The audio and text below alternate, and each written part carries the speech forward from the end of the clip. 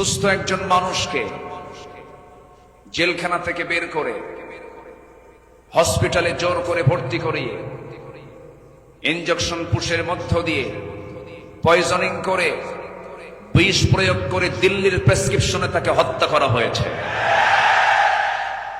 তাফসীর মাহফিলের এই প্ল্যাটফর্ম থেকে সুস্পষ্ট ভাষায় জানান দিতে চাই, আল্লামা সাঈদীর মতো এই কিংবদন্তির হত্যার সঙ্গে যারাই জড়িত চূড়ান্ত শাস্তি নিশ্চিত করা হোক। এ মতের পক্ষে রাজি আছেন কারা কারা? হাত উঁচু করে দেখান মুসলমান।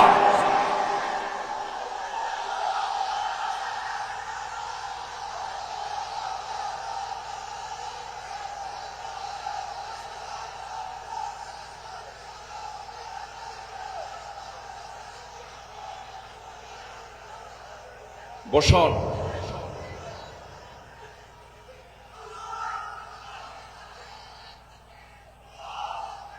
বসুন। আউযু বিল্লাহি মিনাশ শাইতানির রাজীম। বিসমিল্লাহির রাহমানির রাহিম।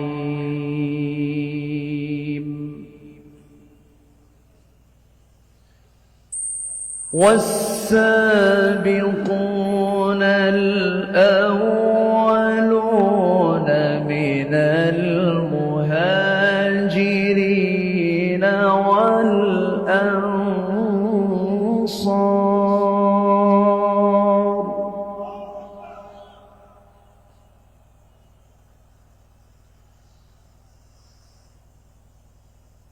من المهاجرين والأنصار والذين اتبعوهم بإحسان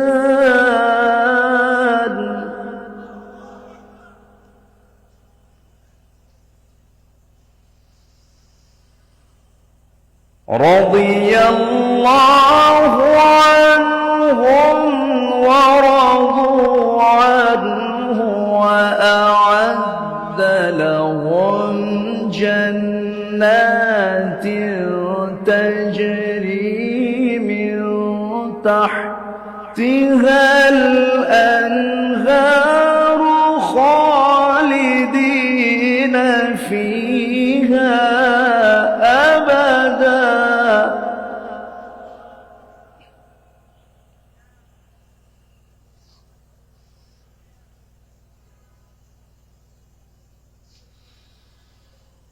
وأعد لهم جنات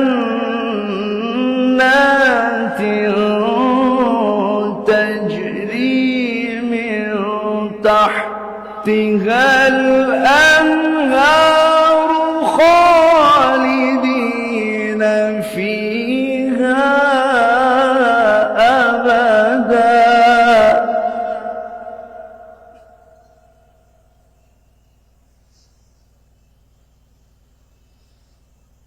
ذلك الفوز العظيم.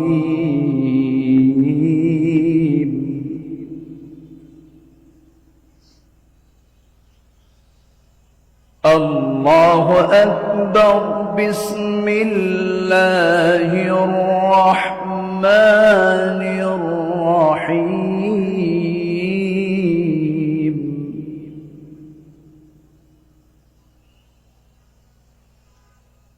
إن الله وملائكته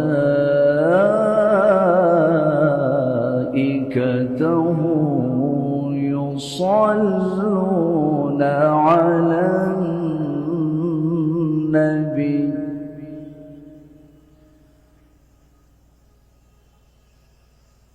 يا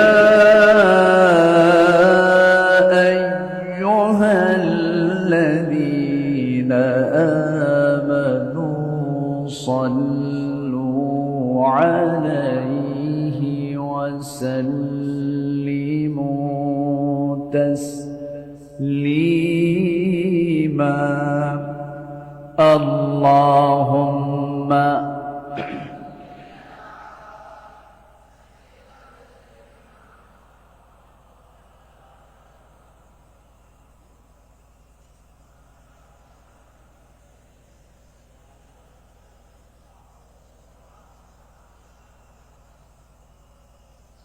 একটু মোহাম্মত দিয়ে নবীর প্রেমে মাতোয়ারা হয়ে জবান খুলে আওয়াজ দিয়ে সবাই বলুন আল্লাহুম্মা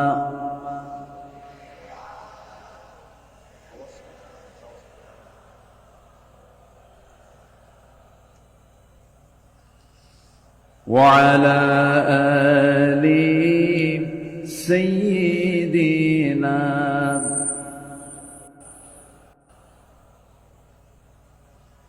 সবাই বলুন বালাগাল উলা বিকামালিহি কাশাফাত তুজা বিজামালিহি হাসানাত জামিউ খিসালিহি সাল্লু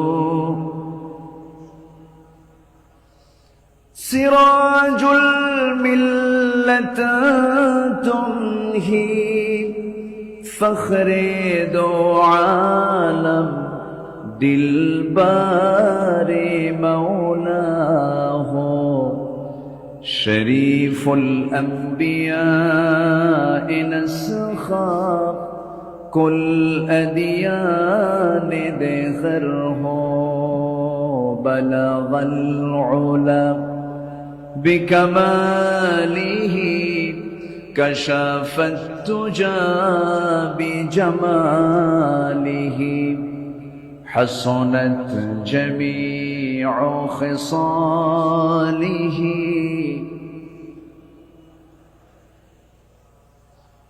سورة يوسف بداري حكمة لقمان ما قارئ قرآن باري يهدي لسادمان ما بلغ العلا بكماله كشف التجى بجماله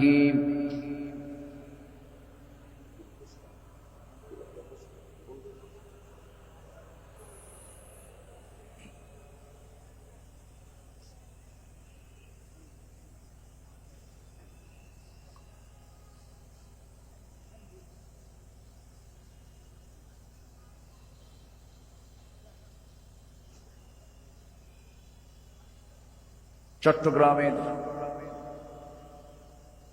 ইসলামী সমাজ কল্যাণ পরিষদ চট্টগ্রাম মাহফিল ইন্তেজামিয়া কমিটি কর্তৃক আয়োজিত 5 দিনব্যাপী ঐতিহাসিক তাফসীরুল কুরআন মাহফিল 2025 ঐতিহাসিক প্যারেড ময়দানে অনুষ্ঠিত। আজকের এই মহৎ আয়োজনের মহতী মাহফিলের সম্মানিত সুযোগ্য সভাপতি ইসলামী সমাজ কল্যাণ পরিষদ চট্টগ্রামের সম্মানিত সাহেবে সদর শিক্ষাবিদ অধ্যক্ষ মোহাম্মদ তাহের সাহেব, আজকের মাহফিলের বরেণ্য অতিথিবৃন্দ, বিশেষ করে আমার ডান পাশে উপবিষ্ট আছেন দক্ষিণ এশিয়ার বৃহত্তম ইসলামী সংগঠন বাংলাদেশ জামাত ইসলামীর চট্টগ্রাম মহানগরীর সম্মানিত আমির, মজলুম জননেতা, শিক্ষাবিদ, গবেষক জনাব শাহজাহান চৌধুরী হাফিজাহুল্লাহ। আজকের মাহফিল উপস্থিত হযরত উলামায়ে কেরাম, ফদলা ইজম, সুশীল সমাজ, জাতির শ্রেষ্ঠ সন্তান, শিক্ষক মণ্ডলী, জাতির বিবেক, সাংবাদিক বৃন্দ, প্রশাসনের দায়িত্ব নিয়োজিত কর্মকর্তা বৃন্দ, আজকের মাহফিলের প্রধান আকর্ষণ, দূরে ও কাছের বিভিন্ন স্থান থেকে, পার্শ্ববর্তী জেলা থেকে আগত তাওহীদের পতাকাবাহী, কালেমার ঝান্ডাবাহী, দ্বীন ইসলামের নরসারদুল বীর মুজাহিদ, প্রাণ প্রিয় সম্মানিত দ্বীনী ভাইরা, আড়ালে বসে আছেন শ্রদ্ধেয়া সম্মানিতা মা বোনেরা। আলোচনার সূচনায় আনুষ্ঠানিকতার মধ্য দিয়ে আমার পক্ষ থেকে আবারও দিল খোলা সালাম, আসসালামু আলাইকুম ওয়া রাহমাতুল্লাহি তাআলা ওয়া বারাকাতুহু।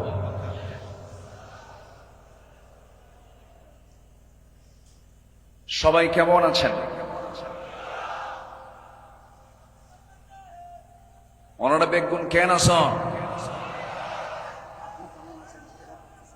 যে আইকাম আছি আলহামদুলিল্লাহ। আল্লাহ তাআলা আমাকে আপনার সাথীতে বসে রেখেছেন, বলি আলহামদুলিল্লাহ। মহান রব্বে করিমের দরবারে লাখ কোটি শুকরিয়া যে মহান আল্লাহ সুবহানাহু ওয়া তাআলা দীর্ঘ 18 বছর পরে, দেড় যুগ পরে এই মাঠে কোরআন শোনার এমন একটি অনুকূল পরিবেশ যে মহান রব্বে করিম করে দিলেন। সেই মহান জাল্লা শানুহুর দরবারে আমরা সবাই লাখ কোটি শুকরিয়া আদায় করছি। মুহাব্বাতান জোরালো কণ্ঠে বলে উঠছি আলহামদুলিল্লাহ। চিৎকার মেরে বলছি আল্লাহুম্মা ইন্নী আসআলুকা আল হুদা ওয়াত তুকা ওয়াল আফাফা ওয়াল গিনা।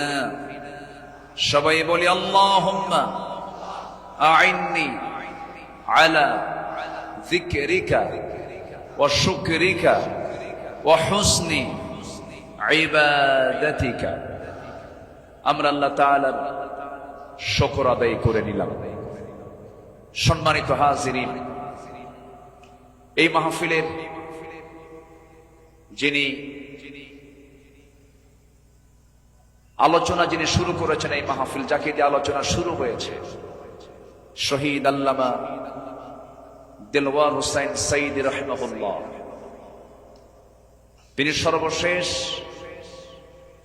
এই ময়দানে কথা বলেছেন 2006 সালে।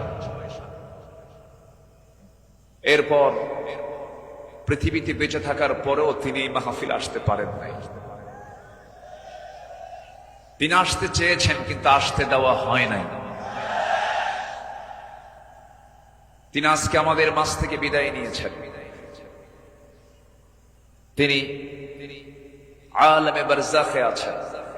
শুরুতেই আমরা তার রূহের মাগফিরাত কামনা করছি। আল্লাহ তুমি তার কবরটাকে জান্নাতের টুকরা বানায়া দাও।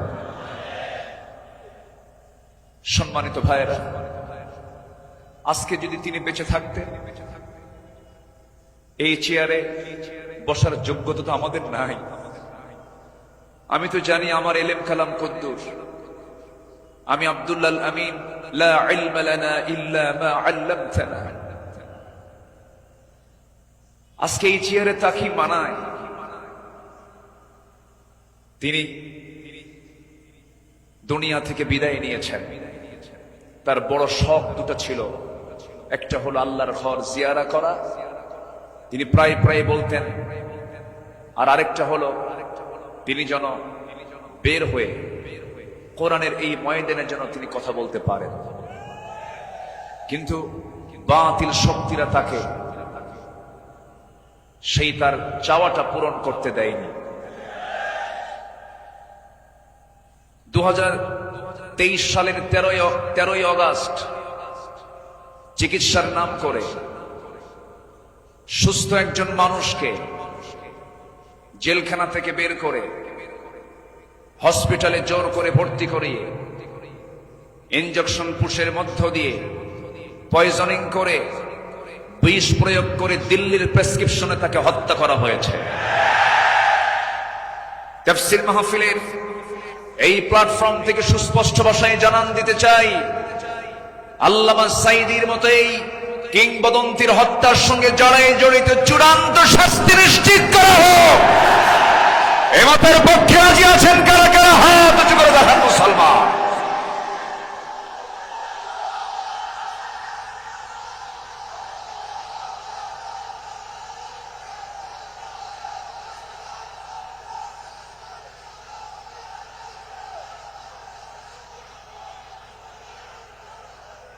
বসুন।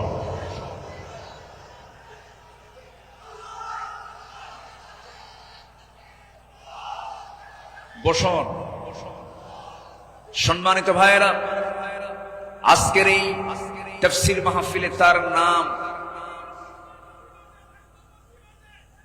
জি বসুন বসুন বসুন বসুন।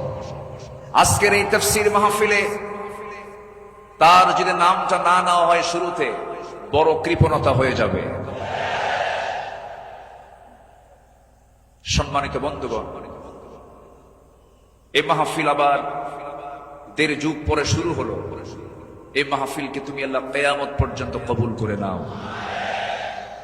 এই মাহফিলের শুরু থেকে নিয়ে আজ পর্যন্ত যারা জড়িত আছেন, যারা বেঁচে আছেন, তাদের প্রতি খাস রহমত নাজিল করো, এবং যারা দুনিয়া থেকে বিদায় নিয়েছেন কবরগুলোকে জান্নাতের নূর দিয়ে মুনাফফার করে দাও। সম্মানিত ভাইয়েরা, আমি আলোচনার সূচনায় সর্বকালের সর্বযুগের সর্বশ্রেষ্ঠ গ্রন্থ, complete and balanced code of life, আল কোরআন আল মজিদের গুরুত্বপূর্ণ একটি সূরা, সূরাতুত তাওবার একটি আয়াত আমি তেলাওয়াত করেছি। সূরা তাওবার 100 নম্বর আয়াত আমি তেলাওয়াত দিয়ে শুরু করেছি। আয়াতটিকে সামনে রেখে কিছু কথা আমি বলতে চাচ্ছি। আল্লাহ যেন আমার মুখ থেকে সেই কথাগুলোই বের করে দেন যে কথাগুলো মুসলিম উম্মার জন্য এই মুহূর্তে দারুণ প্রয়োজন। সম্মানিত হাজিরিন,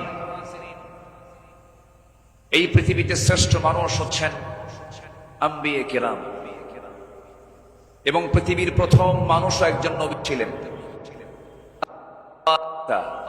সাইয়্যিদানা আদম আলাইহিস সালাতু ওয়াস সালাম, এবং এটার সিলসিলা শেষ হয়েছে খাতামুন নবিয়্যিন, সরওয়ারে কায়নাত, রাহমাতুল লিল আলামিন, রাহমাতে আলম, নবী মুকাররম জনাবে রাসূলুল্লাহ সাল্লাল্লাহু আলাইহি ওয়াসাল্লাম। তার সময় এসে নবুয়তের এই সিলসিলা শেষ হয়েছে।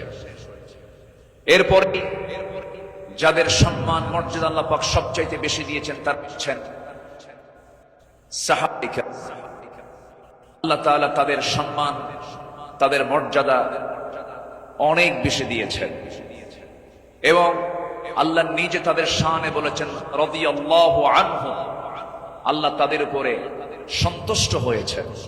আল্লাহ নিজে যদি বলেন আমি তাদের উপরে সন্তুষ্ট হচ্ছি, তাদের হবে জান্নাত হবে, এটাই স্বাভাবিক। সেই সাহাবায়ে কেরামদের জীবন থেকে কিছু কথা, আমার নবীর আদর্শে গড়া সাহাবীদের বিপ্লবী জীবন, মুমিনের অনুসরণীয় পথ, এই বিষয়ে আমি আজকে কিছু কথা বলতে চাচ্ছি। ওয়ামা তাওফীকি ইল্লা বিল্লাহ আলাইহি তাওয়াক্কালতু ওয়া ইলাইহি উনীব। আসুন সোজা আমরা আলোচনার দিকে চলে যাই। যেহেতু এক রাত আমি পেয়েছি, আল্লামা সাঈদ রাহিমাহুল্লাহ এমন একজন ব্যক্তি ছিলেন, একটানা একজন আলোচক 5 দিন একই প্ল্যাটফর্মে কথা বলেছেন। এমন রেকর্ড বাংলার জমিন আজ পর্যন্ত কেউ দেখাতে পারেন নাই। বলি আলহামদুলিল্লাহ। জোরে বলি আলহামদুলিল্লাহ। সম্মানিত হাজিরিন, আমরা যে কিতাব নিয়ে বসেছি, এই কিতাব আসমানি কিতাব। পৃথিবীর সকল কিতাব হলো দুনিয়ার, আর এই কিতাব হলো আসমানি, স্বতন্ত্র একটি কিতাব।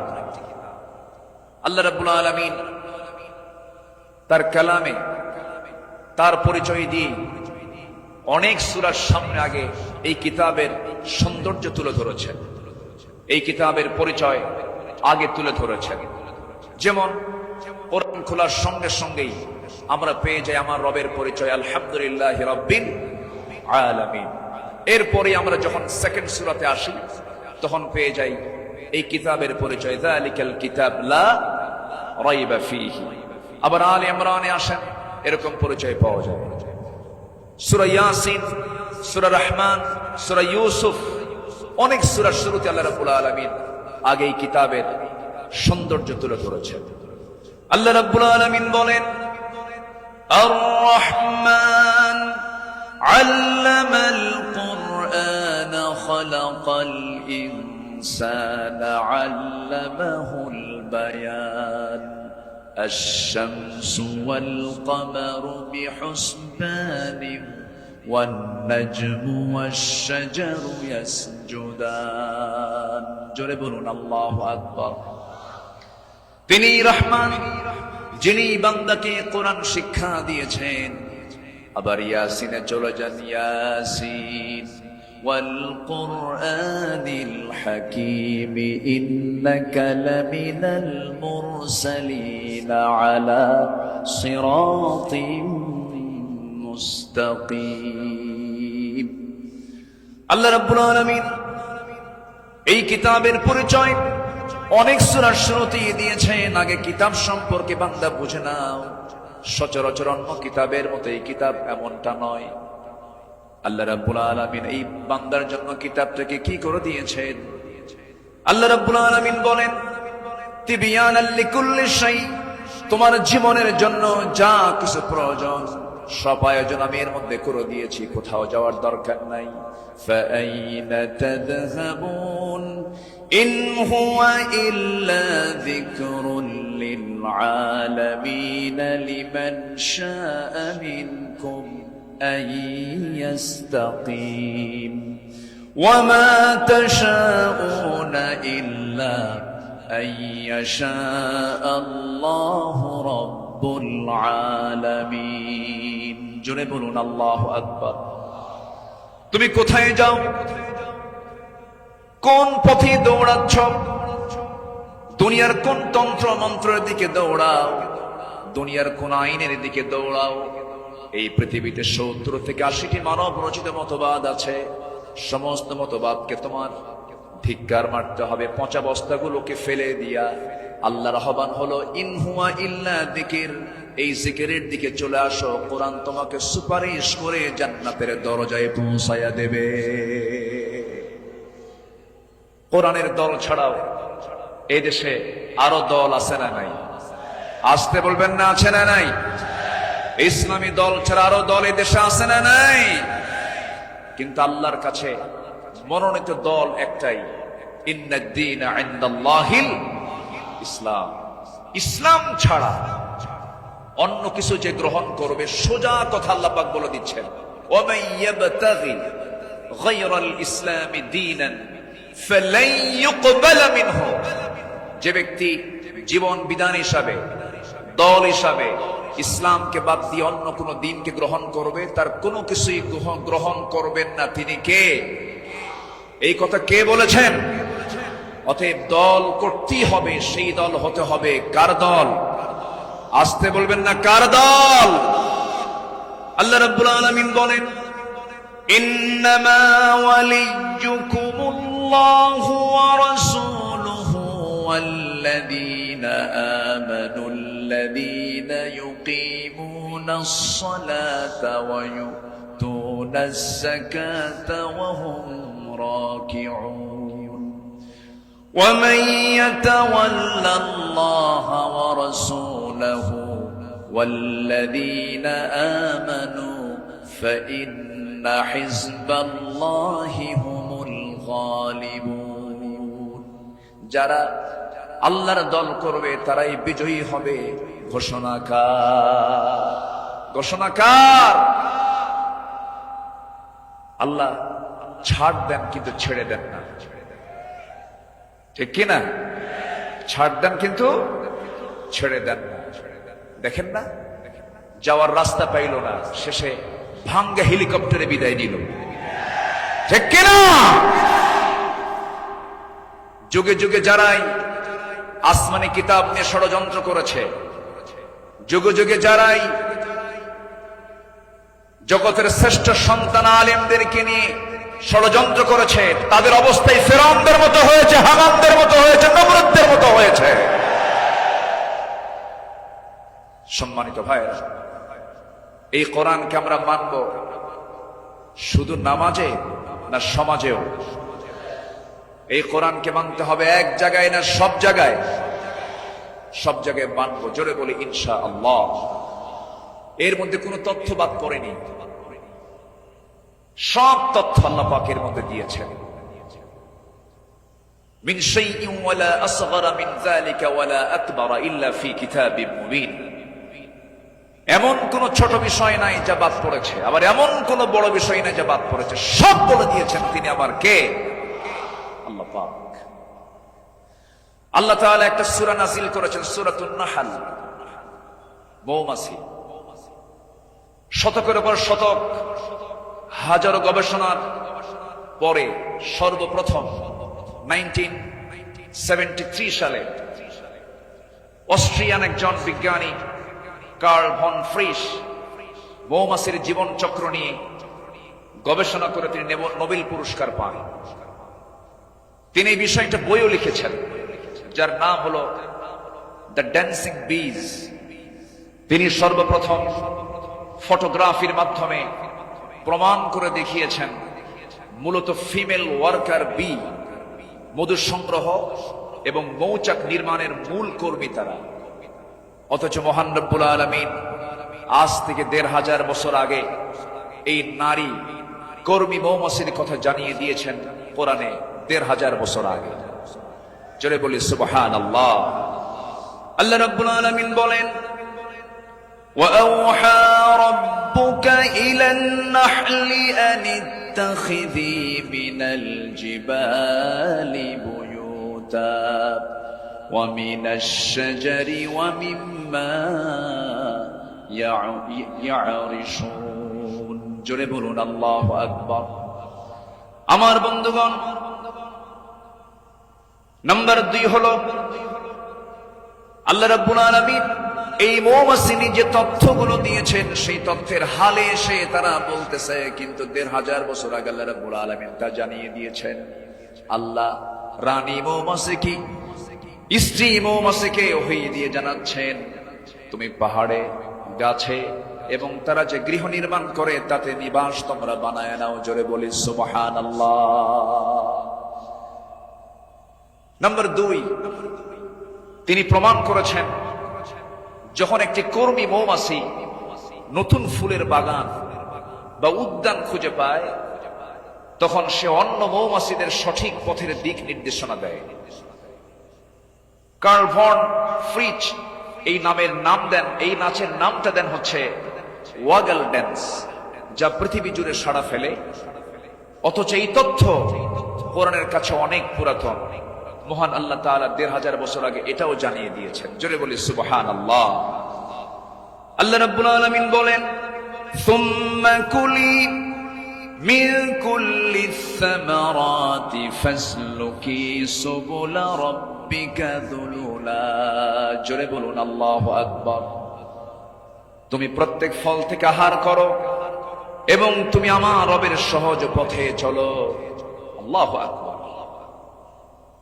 বিজ্ঞান হালে বলছে, কোরআন ১৫০০ বছর আগে বলছে। তাহলে এখন বলুন, বিজ্ঞান কোরআন বিজ্ঞান থেকে নিয়েছে না বিজ্ঞান কোরআন থেকে ধার করেছে? বিজ্ঞান কোরআন থেকে ধার করেছে। এখানে শেষ নয়। নাম্বার ৩, বর্তমান সময়ে বিজ্ঞানীরা নিখুঁত গবেষণার মাধ্যমে প্রমাণ করেছেন আসলে মধু বের হয় মৌমাছির পেট থেকে, মৌমাছির পেট থেকে। এই আশ্চর্য তথ্যটিও মহান রব্বুল আলামিন ১৫০০ বছর আগেই জানিয়ে দিয়েছেন। সুবহানাল্লাহ। আল্লাহ রাব্বুল আলামিন বলেন, ইয়াখরুজু মিন বুতুনিহা শারাবুন মুখতালিফুন আলওয়ানুহু ফীহি শিফাউন লিন-নাস ইন্না ফী যালিকা লাআয়াতান লিকাওমিন ইয়াতাফাক্কারুন। জোরে বলুন আল্লাহু আকবার।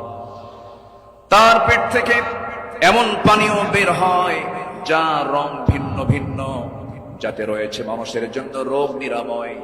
নিশ্চয় এতে নিদর্শন রয়েছে সেই কওমের জন্য যারা চিন্তা করে। জোরে বলে সুবহানাল্লাহ।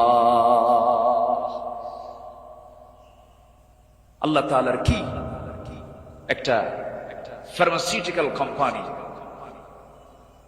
কি বিশাল বড় একটা ফ্যাক্টরি আল্লাহ পাক মৌমাছিকে এই দায়িত্ব দিয়ে দিয়েছেন। ১ পাউন্ড মধু বানাতে ৫৫০ মৌমাছিকে প্রায় ২০ লাখ ফুলে ভ্রমণ করতে হয়। সুবহানাল্লাহ বলবেন না? সেখানে একটা কর্মী মৌমাছিকে ৮০,০০০ কিলোমিটার পথ অতিক্রম করতে হয়। অন্য একটি গবেষণায় এসেছে ১৪.৫ লাখ কিলোমিটার পথ অতিক্রম করতে হয়, যা দিয়ে পুরো পৃথিবীটাকে ৩ বার প্রদক্ষিণ করা সম্ভব। শুধু ১ পাউন্ড মধু তৈরিতে মৌমাছির এত কষ্ট করতে হয়। আল্লাহু আকবার। মহান আল্লাহ তাআলা এই মৌমাছির মধ্যে সঠিক পরিমিত তাপমাত্রা বোঝার মতো আশ্চর্য একটা ক্ষমতা দিয়েছেন। মৌচাকের সঠিক তাপমাত্রা ৩৫ ডিগ্রি সেলসিয়াস থাকা প্রয়োজন। যদি কখনো তাপমাত্রা এর কম ৩০ ডিগ্রিতে নেমে আসে, তখন মৌমাছিগুলো সবাই একত্রিত হয়ে তাদের ডানাগুলো ঝাঁপিয়ে তাপমাত্রা বৃদ্ধি করে। জোরে বলে সুবহানাল্লাহ। আবার যদি কখনো তাপমাত্রা যদি বেড়ে যদি ৪০ ডিগ্রি হয়ে যায়, তখন আবার তারা উল্টো দিকে ডানা ঝাপটিয়ে মৌচাকে তাপমাত্রা ঠান্ডা করে। তখন আবারও ৩৫ ডিগ্রি তাপমাত্রায় নিচে স্বাভাবিক হয়ে যায়, নিচে নেমে আসে। এগুলো কার কুদরত? আসতে বলবেন না, কার কুদরত? আল্লাহর কুদরত। সম্মানিত ভাইয়েরা, আল্লাহ রাব্বুল আলামিন এই কিতাবের ভিতরে হাদিদ নামে, লোহা নামে একটা সূরা নাযিল করেছেন। সূরার নাম কি? হাদিদ, লোহা। লোহা ছাড়া কিছুই হয় না। এই লোহা নিয়ে বিজ্ঞান গবেষণা করে বলছে, আধুনিক বিজ্ঞান বলতেছে লোহার সৃষ্টি পৃথিবীতে নয়, বরং লোহা এসেছে বহির জগৎ থেকে, আকাশ থেকে। কারণ পৃথিবীর পরিবেশে লোহা উৎপাদনের জন্য অনুপযোগী। কেননা সূর্যের যে তাপমাত্রা লোহা উৎপাদনের জন্য যথেষ্ট নয়। সূর্যের কেন্দ্রের তাপমাত্রা হলো ১৫ মিলিয়ন ডিগ্রি সেলসিয়াস, আর সূর্যের পৃষ্ঠে অর্থাৎ ফটোস্ফিয়ারের তাপমাত্রা হচ্ছে ৫.৫ থেকে ৬,০০০ ডিগ্রি সেলসিয়াস। অথচ লোহা উৎপাদনের জন্য আনুমানিক ৫ বিলিয়ন ডিগ্রি সেলসিয়াস প্রয়োজন। বিজ্ঞানীদের ধারণা কোন সুপারনোভা বিস্ফোরণ থেকেই এই লোহার আগমন ঘটে থাকতে পারে। অথচ মহান রব্বুল আলামিন ১৫০০ বছর আগেই সূরা হাদিদে জানিয়ে দিয়েছেন আল্লাহ পাক লোহা নাজিল করেছেন। সুবহানাল্লাহ বলবেন না? আল্লাহ রাব্বুল আলামিন বলেন, وأنزلنا الحديد فيه بأس شديد ومنافع للناس। সূরাতুল হাদিদ আয়াত নম্বর ২৫। মহান রব্বুল আলামিন বলেন, আমি লোহা নাজিল করেছি যাতে রয়েছে প্রচন্ড শক্তি, মানুষের জন্য বহুবিধ উপকার। জোরে বলি সুবহানাল্লাহ। তাহলে বিজ্ঞান এগুলো প্রমাণ করেছে না কোরআন থেকে ধার করেছে? কোরআন থেকে ধার করেছে। বিজ্ঞান দিয়ে কোরআন যাচাই হবে না, কোরআন দিয়ে বিজ্ঞান যাচাই হবে। কোন আইন দিয়ে কোরআনকে ব্যর্থ করার চেষ্টা করলে সে ব্যর্থ হবে। কোরআন দিয়ে পৃথিবীর সকল আইনকে ব্যর্থ করতে হবে। যারা বলেন কোরআন আর রাজনীতি ভিন্ন বিষয়, তাদের নতুন করে ঈমান আনতে হবে।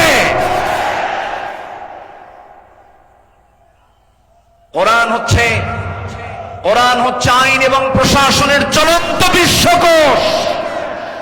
এটা দিয়েই নামাজ যেমন চলতে পারে, সমাজে চলতে পারে। কোরআন দিয়ে ক্যান্টনমেন্ট চলবে, কোরআন দিয়ে প্রশাসন চলবে। কোরআন দিয়ে চলতে পারে না এমন কোন প্ল্যাটফর্ম নেই, কোরআন দিয়ে সব চলবে, এটাই স্বাভাবিক।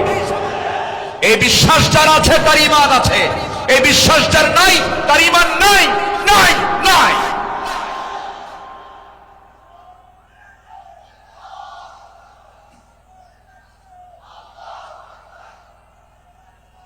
সম্মানিত ভাইয়েরা, সম্মানিত বন্ধুগণ, তাহলে সব সমস্যার সমাধান কি কোরআন করতে পারে? আসতে বলবেন না, পারে। এখন বাংলাদেশের সবচাইতে বড় সমস্যা কি জানেন? গদি সমস্যা। কি সমস্যা বলেন? গদি সমস্যার সমাধান তো মনে হয় কোরআনে নাই। একটা আয়াত আছে, আয়াতুল কুরসি। আয়াতুল কুরসি। কুরসিউন মানে কি? গদি। কুরসিউন মানে কি? গদি। গদিটা মূলত কার? আসতে বলবেন না, গদিটা মূলত কার? আল্লাহ। ক্ষমতা কারোই না, ক্ষমতা একমাত্র কার? আল্লাহ। কোরআন সম্পর্কে সংক্ষিপ্ত একটা ধারণা, আল্লাহর সিস্টেম মতোই আল্লাহ এই পদ্ধতিতেই তিনি আলোচনা করেছেন কোরআনে। তার কথাগুলো এইভাবে আসছে। আসুন আমরা এখন মূল ওই আয়াতটার দিকে আমরা চলে যাচ্ছি। সম্মানিত বন্ধুগণ,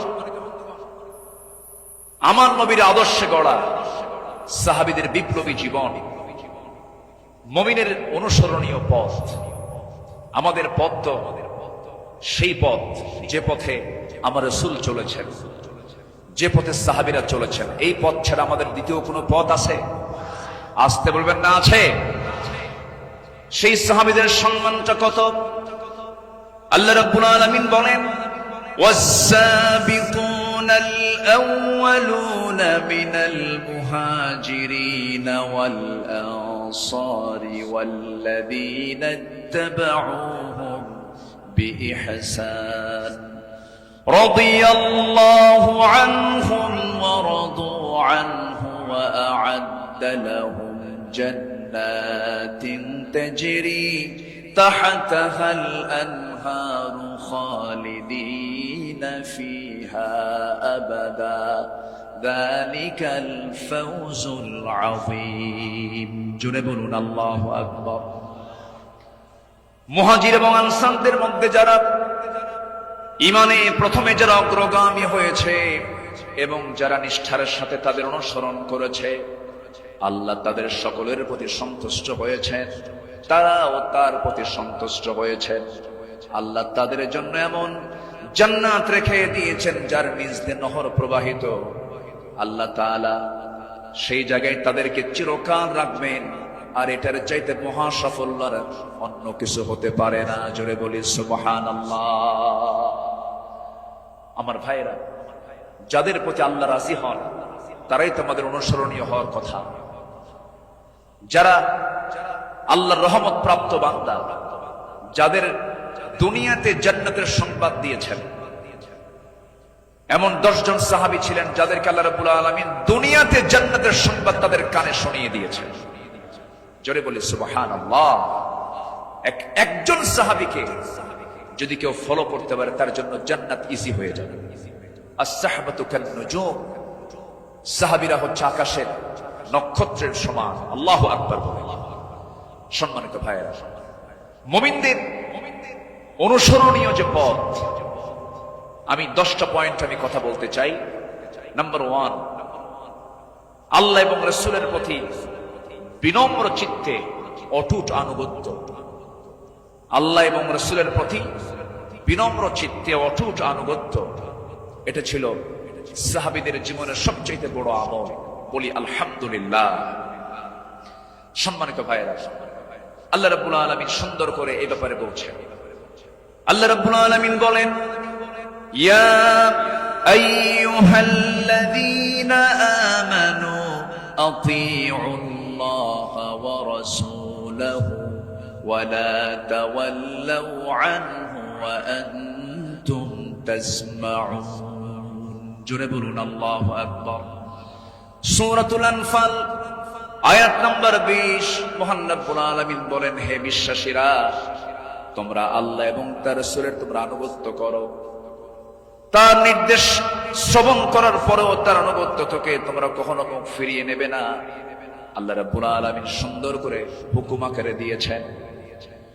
আমার বন্ধুগণ, আনুগত্য ছাড়া, ইত্তেবা ছাড়া বান্দা কখনো জান্নাত পেতে পারে না। মহান রব্বুল আলামিন আরেক জায়গায় সুন্দর করে কমন একটা আয়াত বলে দিয়েছেন, ইন কুনতুম তুহিব্বুনাল্লাহা ফাত্তাবিউনি ইউহিব্বুকুমুল্লাহু ওয়া ইয়াগফির লাকুম যুনুবাকুম ওয়াল্লাহু গফুরুর রহিম। জোরে বলুন আল্লাহু আকবার।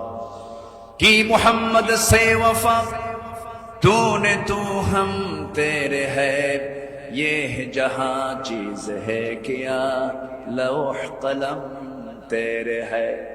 মুহাম্মদ কে যদি ভালোবাসো, ভালোবাসা পাবে আমার। লৌহ কলম লুফিবে তোমরা, মাটির পৃথিবী শেকড় ছাড় সব পেয়ে যাবে, কিন্তু নিজের জীবনের চাইতে রাসূলকে বেশি ভালোবাসতে হবে এবং তার ইত্তেবা করতে হবে। সাহাবীরা তা দেখিয়ে দিয়েছেন তাদের প্র্যাকটিক্যাল লাইফে। ইতিহাস সবার, ইতিহাস তো একই, সবার কম বেশি জানা আছে। একজন সাহাবী ছিলেন যিনি রাসূলকে কি পরিমাণ ভালোবেসেছেন। আমার নবীজি বদর যুদ্ধের ডাক দিয়েছেন। বদর যুদ্ধের দিন আমার নবীজি রোজা ভাঙ্গার নির্দেশ দিয়ে বললেন, সাহাবীরা কে আছো, আমার ডাকে সাড়া দিয়ে বদর প্রান্তরে পৌঁছবে। তোমরা কি জানো আজকের এই দিন হচ্ছে সেই দিন যেদিন সন্তান পিতার বিরুদ্ধে যুদ্ধে নামবে। আজকের দিন তো সেই দিন যেদিন পিতা তার সন্তানের বিরুদ্ধে যুদ্ধে নামবে। আজকে গোত্র গোত্রের যুদ্ধ, আত্মীয় আত্মীয়র যুদ্ধ, জামাই শ্বশুরের সামনে মুখোমুখি হয়ে যাবে। তোমরা কি পারবে আজকের এই যুদ্ধের ময়দানে আমার আনুগত্যের মধ্য দিয়ে বাতিলদের মোকাবেলা করতে? সাহাবীরা সামনে দাঁড়িয়ে বললেন, ইয়া রাসূলুল্লাহ, আমরা রোজাও রাখবো, বাতিলদের বিরুদ্ধে মোকাবেলার সামনে দাঁড়িয়ে যাব। আমার রাসূল বললেন, আজকের দিনে রোজা রাখার প্রয়োজন নেই, ফাইদ্দাতুম মিন আইয়ামিন উখর, চলো আমরা জিহাদের প্রস্তুতি নিয়ে ফেলি। আমার নবীজি যুদ্ধের ময়দানে হাজির হয়ে গেলেন। আমার নবীজি যুদ্ধের ময়দানে যখন দাঁড়ালেন, 313 জন সাহাবী নিয়ে বদর নামক প্রান্তরে, রমজান মাস, আমার নবীজির সামনে যখন দাঁড়ালেন, যুদ্ধ শুরু হয়ে গেছে। ওই যুদ্ধের ময়দানে 313 জন সাহাবীর ভিতরে 2 জন সাহাবী ছিলেন, তাদের বয়স একদম কম ছিল, মুআজ এবং মুআজ। এই 2 জন ছোট্ট সাহাবী, 11 এবং 13 বছর বয়স। এই 2 জন সাহাবী নবীর কাছ থেকে পারমিশন নিয়ে নিলেন, যুদ্ধের ময়দানে গিয়া প্রথম কাতারে দাঁড়ায় গেছে। এক সাহাবীকে ডাক দিয়ে বলছে, ও আমার চাচা, আবু জেহেল কোথায়? আবু জেহেল দিয়ে কি করবা? সঙ্গী সঙ্গী ছোট্ট 2 জন দারাজ গলায় দারাজ কণ্ঠে বলে ফেলতেছে, আমরা শুনেছি আবু জেহেল নাকি রাসূলকে খুব কষ্ট দিত, খুব জুলুম করত। আজকে আমরা কারো বিরুদ্ধে যুদ্ধ করতে আসি নাই, আবু জেহেলকে আজকে দুনিয়া থেকে বিদায় করার জন্য আজকে আমরা যুদ্ধে হাজির হয়েছি। ছোট্ট বাচ্চা মানুষ, ছোট কিন্তু ইমান খুব বড়, মজবুত ইমান। এই ছোট্ট বাচ্চার কথা শুনে ওই সাহাবী আশ্চর্য হয়ে গেলেন। সাহাবী আশ্চর্য হয়ে বলতেছে, তোমরা কি তাকে সত্যি হত্যা করবে নাকি? হত্যা করব। ওই যে দেখা যায় ঘোড়ার পিঠে বসে আছে, 2 দিকে পা ছেড়ে দেওয়া। শুধু বলতে দেরি হয়েছে, যেতে দেরি হয় নাই। সিংহের মতো গর্জন দিয়া বাস পাখির মতো উড়ন্ত হয়ে দৌড় মারা শুরু করে দিয়েছে। আবু জেহেলের 2 পাশে 2 জন দাঁড়ায় গেছে। লোকজন টের পায় না এটা কোন গ্রুপের মানুষ। 2 জন ছোট্ট বাচ্চার হাতে ছোট্ট তরবারি ছিল। এত জোরে সজোরে আঘাত করেছে দুইজন মিলে, আল্লাহু আকবার বলে আবু জেহেল ওই যে জমিনে ধরাশয়ী হয়ে পড়ে গেছে, কোমর সোজা করে আবু জেহেল আর দাঁড়াতে পারে নাই। এইদিকে বড় ভাই মুআযের পিছন থেকে একজন কাফের এসে তার ডান হাতে পিছন দিক থেকে তরবারির যখন একটা আঘাত দিয়েছে, এক আঘাতে তার ডান হাতটা চামড়ার সঙ্গে ঝুলতে লাগলো, ঝনঝন করে তরবারি পড়ে গেছে। যুদ্ধ করবেন কেমনে, তার ডান হাতটা ঝুলতেছে চামড়ার সাথে। দৌড় মেরে চলে গেছেন, বাম হাতে তরবারি তুলে নিয়েছেন, যুদ্ধ থামালেন না। যুদ্ধ চালাতে গিয়ে দেখা গেল ডান হাতটা চামড়ার সঙ্গে ঝুলে আছে, ঝুলন্ত হাতটা এসে বাম হাতে বারবার ধাক্কা খাচ্ছে, ডিস্টার্ব হচ্ছে মনে করে ঝুলন্ত ডান হাতটা বাম পার নিচে রেখে এত জোরে টান মারলেন, এক টানে হাতটা ছিটকে পড়ে গেল। বাম হাতে যুদ্ধ চালাতে লাগলেন, বাম হাত পিছন দিক থেকে আঘাত করে তার কেটে ফেলে দিল, ঝমঝম করে তরবারি পড়ে গেছে, আর যুদ্ধ করতে পারছেন না। যুদ্ধ করবেন কেমনে, দুই হাতিতে চলে গেছে। আরেকজন কাফের এসে গর্দান বরাবর যখন আঘাত এনেছে, দুনিয়া থেকে এই ছোট্ট 13 বছরের নাবালক সন্তান দুনিয়া থেকে বিদায় নিয়ে গোটা বিশ্ববাসীকে জানান দিচ্ছে, ও পৃথিবীর মানুষ, আমরা দিন কায়েমের জন্য যে জীবন দিলাম, এমন করেই দিন কায়েমের পথে জীবনটা দিতে হয়। জোরে বলি সুবহানাল্লাহ, আরো জোরে বলি সুবহানাল্লাহ, আরো জোরে বলি সুবহানাল্লাহ। একটু জিকির করি লা ইলাহা,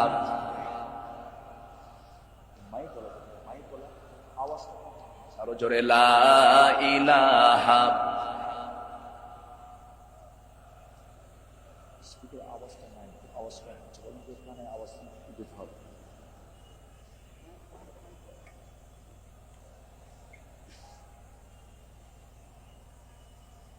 আওয়াজটা বাড়ো, আওয়াজটা দাও, আওয়াজ কমে গেছে। আরো জোরে লা ইলাহা, আরো জোরে লা ইলাহা, লা ইলাহা, লা ইলাহা ইল্লাল্লাহু মুহাম্মাদুর রাসূলুল্লাহ সাল্লাল্লাহু আলাইহি ওয়াসাল্লাম। আমার বন্ধুগণ, আমার নবীজি আল্লাহর পথে যত হাজারো বিপদ এসেছেন, বিনম্র চিত্তে অটুট আনুগত্য আমার নবীজি আল্লাহর করেছেন। তার বড় একটা প্রমাণ হলো, একটু শুনুন, কান লাগায়, কতগুলো শুনেছি, বারবার শোনার প্রয়োজন আছে। নবীজি তার জীবনের সবচাইতে বেশি মার খেয়েছেন দুই জায়গায়, একটা হলো তায়েফের ময়দান, আরেকটা হচ্ছে উহুদের ময়দান। তায়েফের ময়দানের আঘাতটা আমার নবীজির যে পরিমাণ লেগেছিল, মাথা থেকে পা পর্যন্ত ক্ষত বিক্ষত হয়ে পড়েছিল, এমন কোন জায়গা নেই যে জায়গায় নবীজির দাগ ছিল না। উহুদের ময়দানে তিনি দাঁত হারিয়েছেন। খন্দকের পরীক্ষা খনন করতে গিয়ে তিনি তার কোমর হারিয়েছেন। যখন পরীক্ষা খনন করতে গেছেন, 4 দিনের না খাওয়া রাসূল পরীক্ষা খনন করতে গিয়ে ওই যে কোমর কুঁজো হয়ে গিয়েছিল, মৃত্যুর দিন পর্যন্ত আমার নবীজি কোমর সোজা করে দাঁড়াতে পারেন নাই। এত বড় কঠিন মুসিবতের সম্মুখীন আমার নবীজি হয়েছেন। সবচেয়ে কঠিন টাইম চলে গেছে হলো তায়েফের ময়দানে। বুক ভরা আশা নিয়ে কালেমার দাওয়াত দিতে গেছেন, কিন্তু সেই জায়গায় গিয়ে আমার নবীজি ফুল পেয়েছেন না পাথর পেয়েছেন? ফুল পেয়েছেন না পাথর পেয়েছেন? পাথর পেয়েছেন। কিন্তু আমার নবীজি রক্তাক্ত অবস্থায় পড়ে থাকলেন, জুতার তলার সঙ্গে পায়ের তলার জমাট বেঁধে গেছে, নবীজি দাঁড়াতে পারছেন না, সেন্সলেস হয়ে পড়েছিলেন। কিন্তু যখন হোঁশটা ফিরে আসলো, মালাকুল জিবাল এসে নবীকে লক্ষ্য করে বলছেন, ইয়া রাসূলুল্লাহ, 2 দিকের পাহাড় দিয়ে চাপা দিয়ে এদেরকে আমি শেষ করে দিই, আপনি শুধু অর্ডার করেন। জবাবে আমার রাসূল বললেন, লা বাল আরজু আন ইউখরিজাল্লাহ মিন আসলাবিহিম মান ইয়াবুদুল্লাহ ওয়াহদাহু লা ইউশরিকা বিহি শাইআন। সহিহ মুসলিমের হাদিস এসেছে, রাসূল বললেন, না না ও ফেরেশতা, এদেরকে চাপা দিয়ে মেরো না। আমি আশা করি এদের ওরস থেকে যে সন্তান জন্ম নেবে তারা আল্লাহর ইবাদত করবে। জোরে বলি সুবহানাল্লাহ। রাসূল তাদেরকে মাফ করে দিয়েছেন। আমার বন্ধুগণ, আমার নবীজি আনুগত্য কাকে বলে আল্লাহ রাসূল তা শিখিয়ে দিয়েছেন, সাহাবাদের জীবনে তা শিখিয়ে দিয়েছেন। সাহাবে কেরাম রাসূলকে জীবন দিয়ে ভালোবেসেছেন। মিকদাদ রাদিয়াল্লাহু তাআলা আনহু রাসূলকে সামনে দাঁড় করিয়ে বলছেন, ইয়া রাসূলুল্লাহি ওয়াল্লাহি ইয়া রাসূলুল্লাহ লা নাকুলু কামা ক্বালাত বানু ইসরাঈল লিমূসা ফাযহাব আনতা ওয়া রাব্বুকা ফাকাতিলা ইন্না হাহুনা কাঈদুন ولكننا نقاتل عن يمينك وعن يسارك ومن بين يديك ومن خلفك। জোরে বলি আল্লাহু আকবার। হে রাসূল, আমাদের কেমন পাবেন না, যেমন করে মুসার উম্মত মুসাকে বলেছেন এমন করে আমরা তা বলবো না, আপনাকে বলবো। আমরা আপনার ডান থেকে বাম থেকে সামনে থেকে পিছন থেকে যখন ডাক দিবেন বাতিল শক্তির মোকাবেলায় ঝাঁপ দিয়ে পড়বো। জোরে বলি আল্লাহু আকবার। আমার নবীর চেহারায় আনন্দের ঝলকানি প্রকাশ পেল। সাহাবীরা আমার নবীর চতুর্পার্শ্বে সবসময় ছায়া দিয়ে রেখেছেন। জীবনের চাইতে তারা রাসূলকে বেশি ভালোবেসেছেন। আনুগত্য কাকে বলে? এই পৃথিবীতে প্রধান কাতারে যারা ছিলেন তারা হচ্ছেন সাহাবে কেরাম। সাদ ইবনে মুআজ রাদিয়াল্লাহু তাআলা আনহু বদর যুদ্ধের দিন মৃত্যুর ভয় না করে নবীর আনুগত্যে দাঁড়িয়ে দীপ্ত কণ্ঠে বলেছিলেন, ফাওয়াল্লাযী বাআসাকা বিল হক লাউ ইসতা'রাদতু বিনা হাযাল বাহরা ফাখুদতাহু লাখুদনাহু মা'আক। সেই সত্যের কসম যিনি আপনাকে সত্য সহ প্রেরণ করেছেন, যদি আপনি আমাদেরকে আজকে সমুদ্রের দিকে অগ্রসর হতে বলেন তাতেও প্রবেশ করেন, আমরা সাথে সাথে আপনার অনুসরণ করে আমরা সমুদ্র বক্ষে ঝাঁপ দেব, কোনো পরোয়া করব না। জোরে বলি আল্লাহু আকবার। আমার বন্ধুগণ, নাম্বার 2 আমরা চলে আসি দান এবং দানশীলতায় রাসূলের আদর্শ এবং সাহাবীদের অনুসরণ। আমার নবীজির দান, তার যে দানশীলতার ব্যাপারে হাদিস এসেছেন, তিনি প্রবাহিত বাতাসের মতো দান করতেন।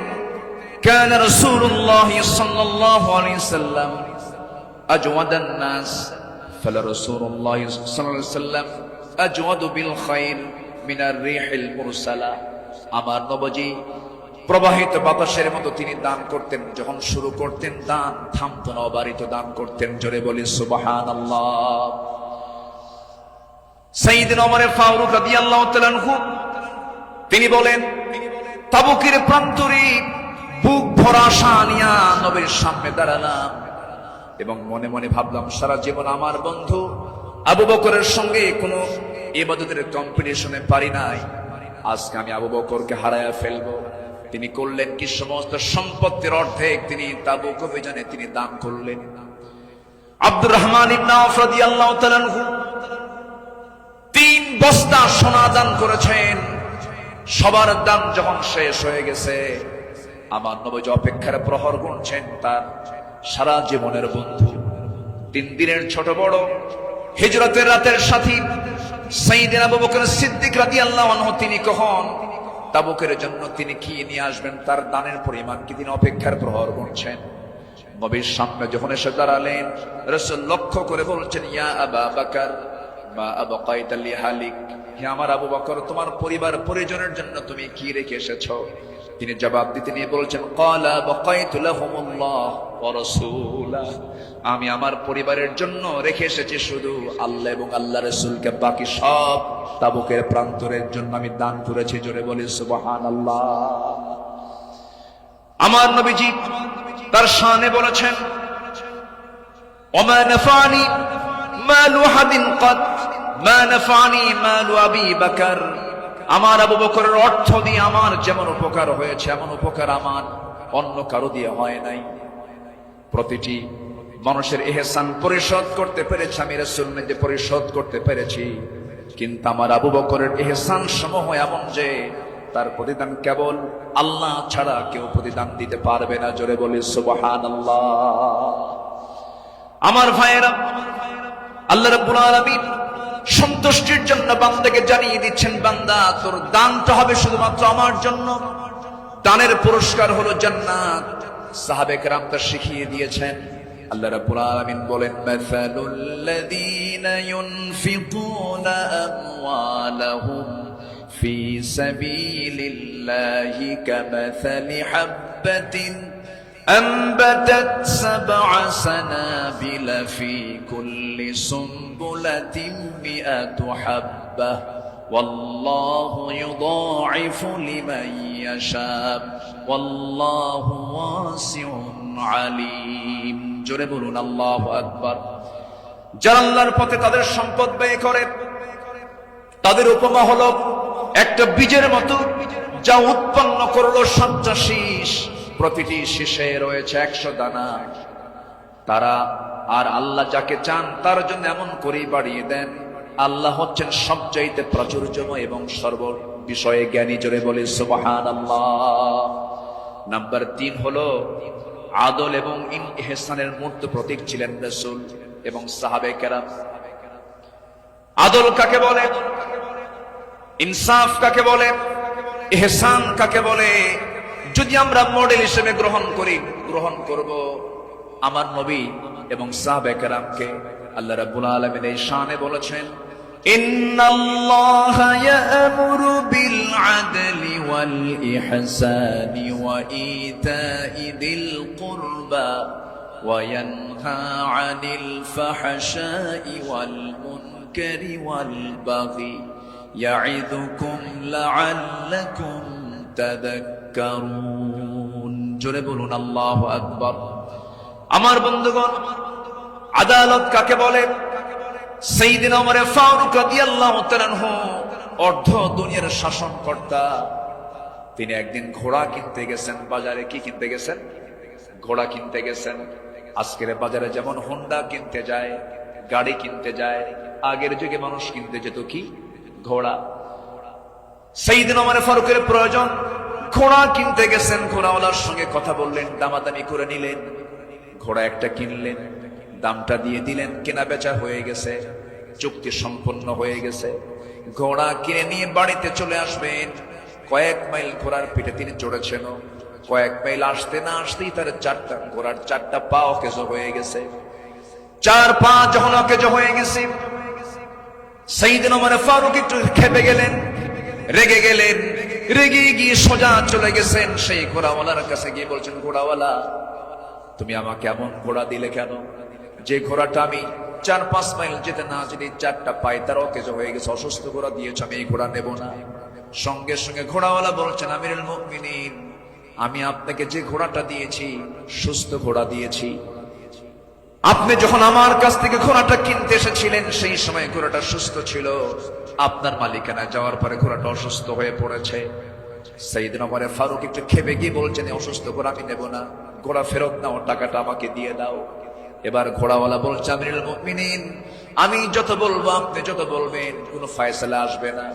ঠিক আছে, আমার কথা এবং আপনার কথা দুটা নিয়ে আমরা চলুন, আমরা আদালতে যাই। কোথায় যাই? আদালতে চলে যাই। ইন্নাল্লাহা ইয়া'মুরু বিল আদল, আদালতের সম্মুখীন হয়ে যাই। সাইয়েদনা ওমর ফারুক রাদিয়াল্লাহু তাআলা আনহু তখন অর্ধ দুনিয়ার শাসনকর্তা। এই কথা শোনার সঙ্গে সঙ্গে তিনি তার সকল কথাকে তিনি অফ করে দিলেন। চোখ মেরে গিয়ে বলছেন, ঠিক আছে ঘোড়াওয়ালা, চলো আদালতে হাজির হই, চলো আদালতে ফয়সালা দিয়ে দেবে। চিন্তা করে দেখুন, অর্ধ দুনিয়ার শাসনকর্তা ওমর ফারুক সামান্য এক ঘোড়াওয়ালা মামলা দিচ্ছে, সেই মামলায় তিনি হাজির হচ্ছেন। চলে গেলেন আদালতে। আদালত চত্বরে গিয়ে যখন হাজির হলেন, বিচারালয়ের চেয়ারে বসা একজন কাজী যখন সাইয়েদনা ওমর ফারুককে দেখেছেন, দেখা মাত্রই তিনি দাঁড় হয়ে বলছেন, আমিরুল মুমিনিন, আপনি কেন আদালতে, কি হয়েছে? তিনি এবার বলছেন, বিচারপতি, আমি ঘোড়া কিনতে গেছি, ঘোড়া সে আমাকে অসুস্থ ঘোড়া দিয়েছে, আমি এই ঘোড়া নেব না, সেজন্য বিচার আদালত পর্যন্ত গড়িয়েছে, কি করা যায়? কাজী সুরাই ইবনুল হারিস আল কিন্দি রাহিমাহুল্লাহ সেই বিচারপতির নাম। তিনি বলছেন আমিরুল মুমিনিন, দুপক্ষের কথাই তো শুনতে হবে। দুপক্ষের কথাই তিনি শুনলেন। ঘোড়াওয়ালাও তার বক্তব্য দিল, খলিফাতুল মুসলিমিন তিনিও তার বক্তব্য পেশ করলেন, তার কথাগুলো বললেন।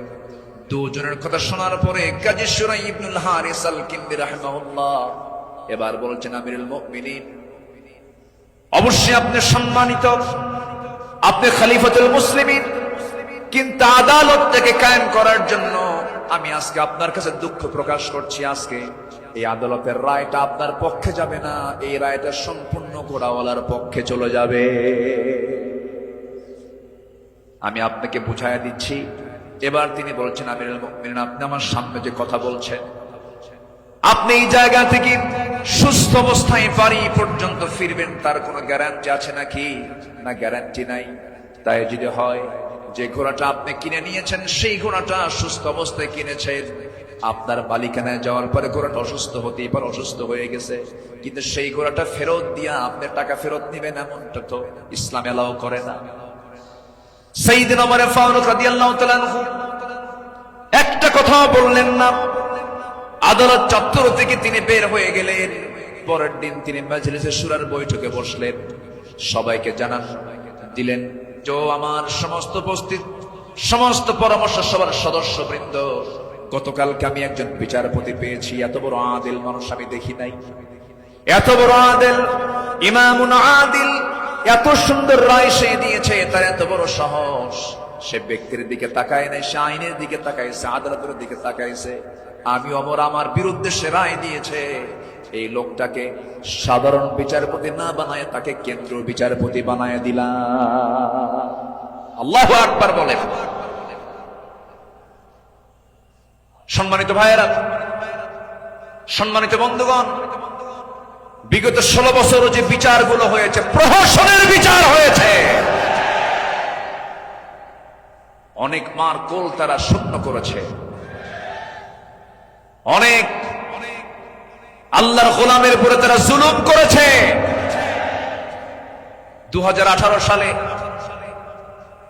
হঠাৎ করে আমার বাড়ি চতুর্দিক থেকে কয়েকশো পুলিশ আমার বাড়ি ঘেরাও করে আমাকে ধরতে গেছে। বিশাল বড় সন্ত্রাসী তো, ধরতে গেছে। তো বললাম, ভাই কি সমস্যা কি, চলেন থানায় যেতে হবে। থানায় নিয়ে গেল, ওসির সামনে বসে আছি, দেখি ওসির চোখের ভিতরে পানি টলমল করছে, অশ্রুপূর্ণ চোখ। তো বললাম, আপনি কাঁদেন কেন? হুজুর আমি আপনার খুব ভক্ত। তো ভক্ত তো ধরছেন কেন?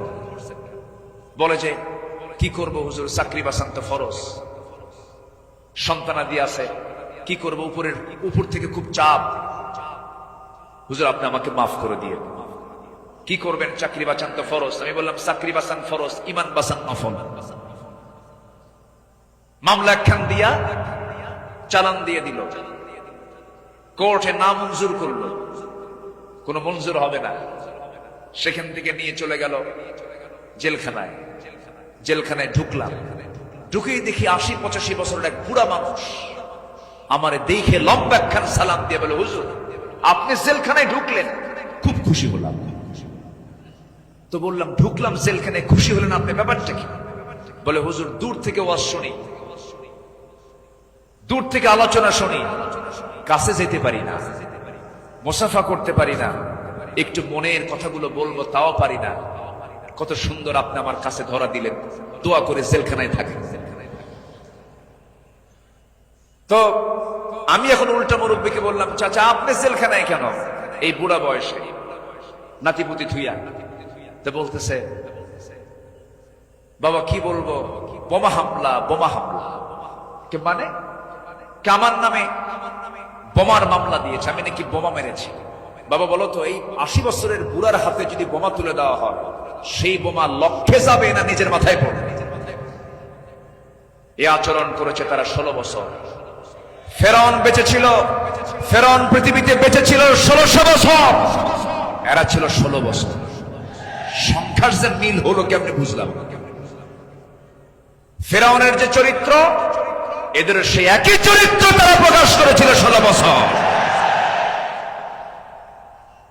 দাড়ি দেখলেই, টুপি দেখলেই তাদেরকে জঙ্গিবাদীর তকমা লাগিয়ে মামলা দিত। রাস্তার ফকির পর্যন্ত মামলার শিকার হয়েছে।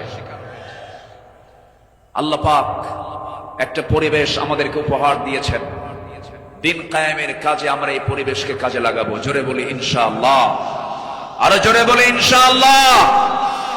আল্লামা সাঈদী তিনি দুনিয়া থেকে বিদায় নিয়েছেন, তার একটাই স্বপ্ন ছিল, এই বাংলার জমিন শাসন হবে কোন দিন? কোরআন দিয়া। এটাই তার স্বপ্ন ছিল। সেই স্বপ্ন পূরণ করার জন্য আল্লামা সাঈদীকে জীবন দিয়ে ভালোবাসেন আপনারা, আমি বিশ্বাস করি। কারণ 100 বছরের ইতিহাসে এমন রেকর্ড নাই। আল্লামা সাঈদীর শুধু ফাঁসির রায় দিয়েছিল, সেই রায়কে কেন্দ্র করে একই দিনে শতাধিক মুসলমান শাহাদাত বরণ করেছিল।